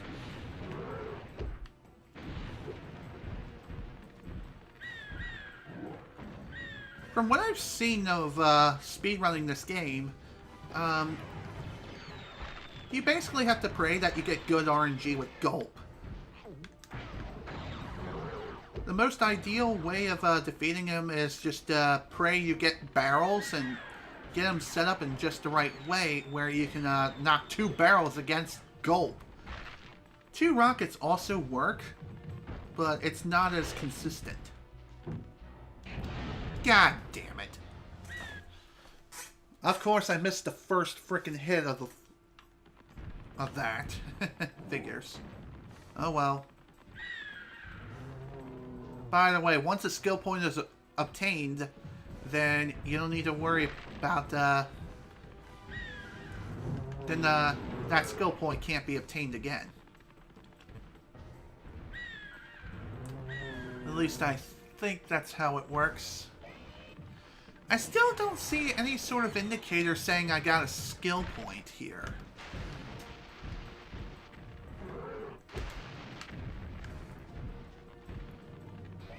I don't know if it's like off screen and I just don't realize it, or what. Also, this battle is actually a little bit harder in the Reignited trilogy for some reason. God damn it. Of course I missed the damn rocket due to Spyro's wide turning angle.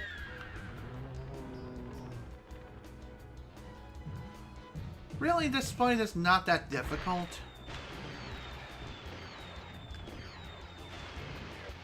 You just have to hit the items at gulp. And also pray you get good ones too. Damn it, man. Wow, of course I would kill myself. Like a goddamn idiot.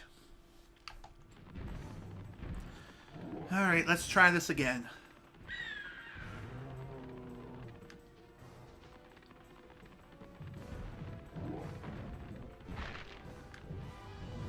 Hello? Ah, just missed the barrel. If I would have hit it 1 frame sooner, then I could have dealt double damage that turn. Or that time, rather.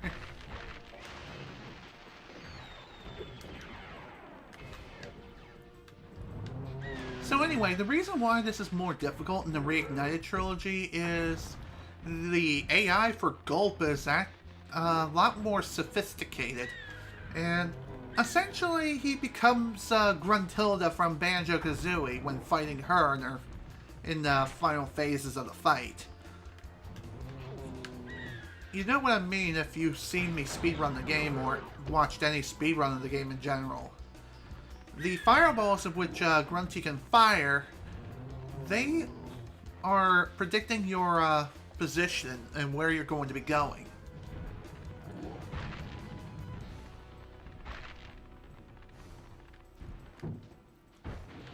Oh my god, how did I miss? Well, that's not good. If Gold ends up getting one of these power-ups first, then he'll use that against you. And let me tell you, that will hurt. It'll hurt quite a lot.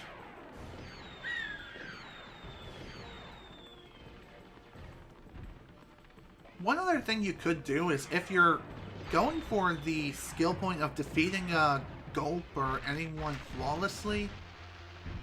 Oh, come on. Why'd you move? Okay,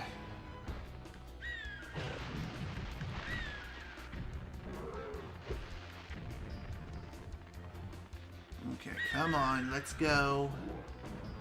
Funny enough, Gulp, I think, has the most health out of anyone here other than Ripto himself. That does make sense considering he is the second boss. And of course, he should be considered harder than the first one. God damn it.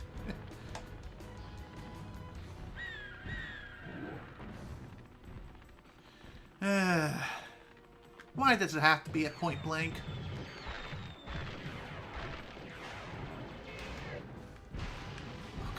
Really?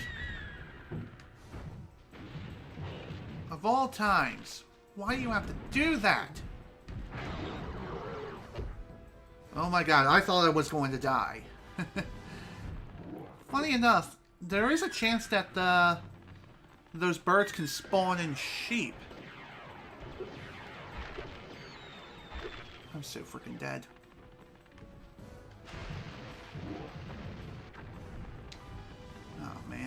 thought I just had him. I really could use some sheep right about now.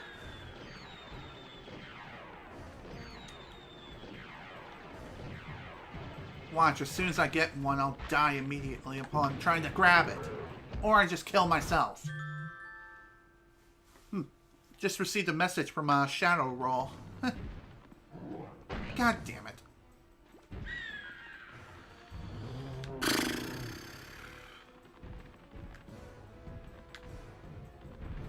God damn it! Eggs! I really hate how they tend to get in my frickin' way. They're more of a hindrance than helpful.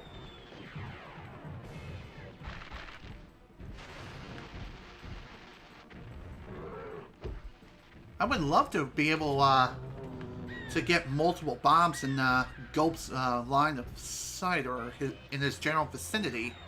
That way I could burn his ass more quickly. But instead, I basically have to KMS.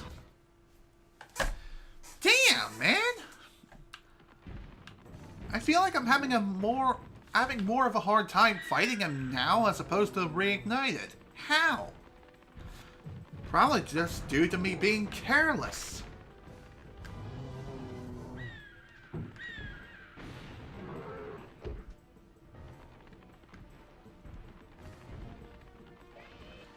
Okay, let's keep going. Come on, drop your damn eggs! And not on top of Gulp, please.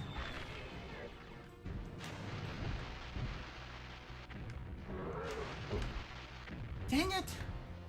I thought that was just out of his, I thought... never mind. I don't even know what I'm saying anymore. Crap. Of course, he destroyed both rockets in like one fell swoop.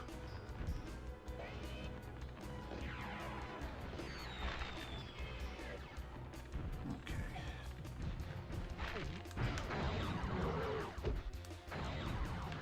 Oh man, almost ran right into that. That wouldn't have been good. If you run into any sort of explosive object while it's being launched into the air by Gulp, then unfortunately, you're going to receive some damage. And the blast radius of some of these objects can be pretty dang large. Also, why is it that whenever Gulp runs into a bomb that isn't lit, why is it that he doesn't receive damage? Damn it. And of course I damage myself as soon as I tried to hit the barrel on him. I guess what I could try to do instead is wait for bombs or rockets. God damn it, I'm dead. I'm so freaking dead.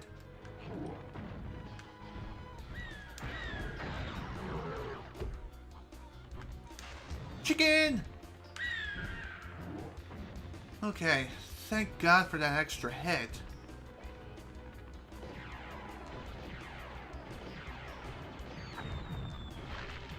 You goddamn piece of shit! Ugh, damn. This isn't gonna be good.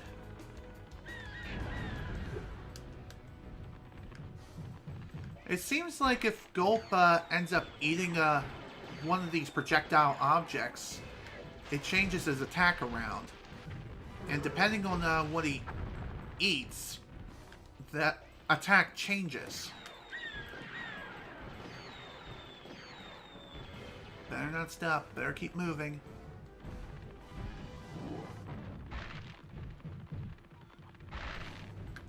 Gimme.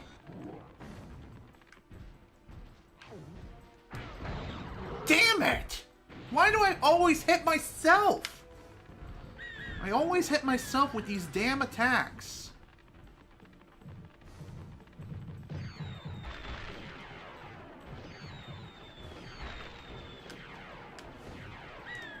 Give me the rocket!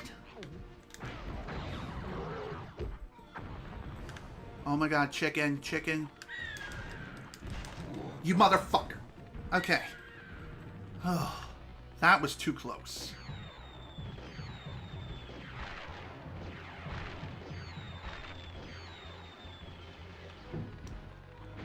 Got him!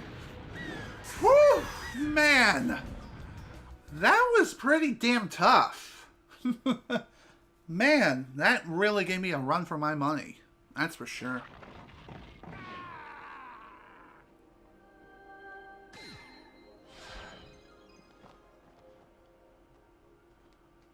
Spyro, you did it! Whoa. Allura, where'd you come from? I was just outside the castle in Autumn Plains. The castle is now free again. There's no sign of Ripto. And since you've been around, the creatures of Avalar are finally starting to get along. Since you've done so much for Avalar, and since I know you really missed being on vacation, we really wanted to do something nice for you. It's not much, but we hope you like it. Wow, this is great. Aren't you gonna join me? No. I'd like to, but I've got to go check on the professor in the winter tundra. He's still trying to fix the super portal so we can send you home. Oh, that sounds interesting. I think I'll just hang out here for a while and soak up a few rays. Hey, where'd Allura go? I better follow her. Meanwhile, in winter tundra... I think I've finally come up with a way to access the dragon worlds from the super portal. This power crystal should give us the extra boost that we need. Just a few more calculations to set it up. I think I have it. Excellent! Everything is finally ready. We're going to need a lot more orbs, but with the power crystal boosting it, the super portal should work again. Oh dear.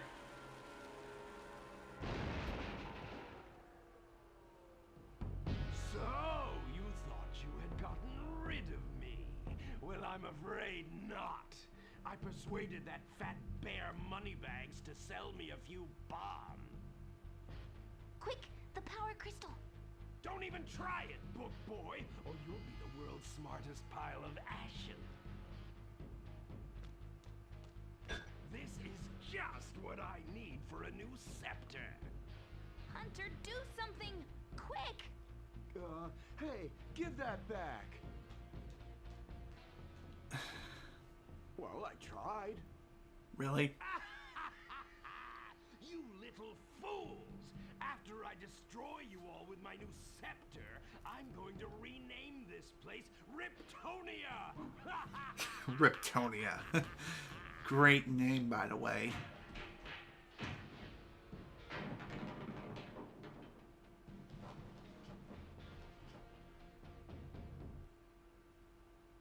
Well then. Things just keep getting worse and worse. Huh. Well, that kind of sucks. Spyro, Ripto's still alive, and he's locked us out of the castle. Even worse, he's stolen our new power crystal for the super portal. If you can collect enough orbs, you'll be able to get the power crystal back from Ripto, and we can send you to Dragon Shores. Sounds cool. Anyway, welcome to the final hub world of the game, Winter Tundra. And hello, Moneybags, you greedy son of a... Well, Spyro, it comes down to this. There's only one more thing I can teach you. And like all the best things, it doesn't come cheap. I believe you. We have to pay a whopping 1,000 gems for this move. Well, might as well be worth it. The Better be head worth bash it. move is very simple, really. All you must do is jump, then press the triangle button. You'll find the head bash may help you out on some tasks that were impossible before. Remember, just jump, then triangle. Good luck. Thank you very much. And with that, we have all the moves in the game now. And like I've mentioned, we are not even close to done yet. We still have a ton of work to do, and also some backtracking we need to do within Autumn Plains. I.e. Zephyr and... okay, maybe not that place. But more so it has to do with Fractured Hills as well as Shady Oasis. those are the two places where we need to return to and get the 2 orbs that are there and the remaining gems. And as far as Fractured Hills, there's 2 more orbs left, and that's it. Of course, we still have several enemies we'll have to kill in order to, actually, I don't think we even need to kill anyone until we get the task started. But regardless, the most fun part of the game and the final part of it as well will be starting in the next play session. As for right now, I'm calling it a day here. I've been going on for nearly 4 hours now, and I need to stop here for today. This is General Snivy with the Spyro 2 Ripto's Rage playthrough. Thank you all so much for watching and also bearing with me as I rage up a freaking wall with Hunter and that crystal minigame. Seriously, that can burn in hell. And right, that's that. I'm done here. In the next session, we're going to do the final bit of backtracking in Autumn Plains. And then we will be starting up Winter Tundra and collecting everything that there is here and possibly even finish up the game as well. Again, thank you all so much for watching. Hope you all enjoyed, and I will see you all next time for the possible finale of the game. See you all then!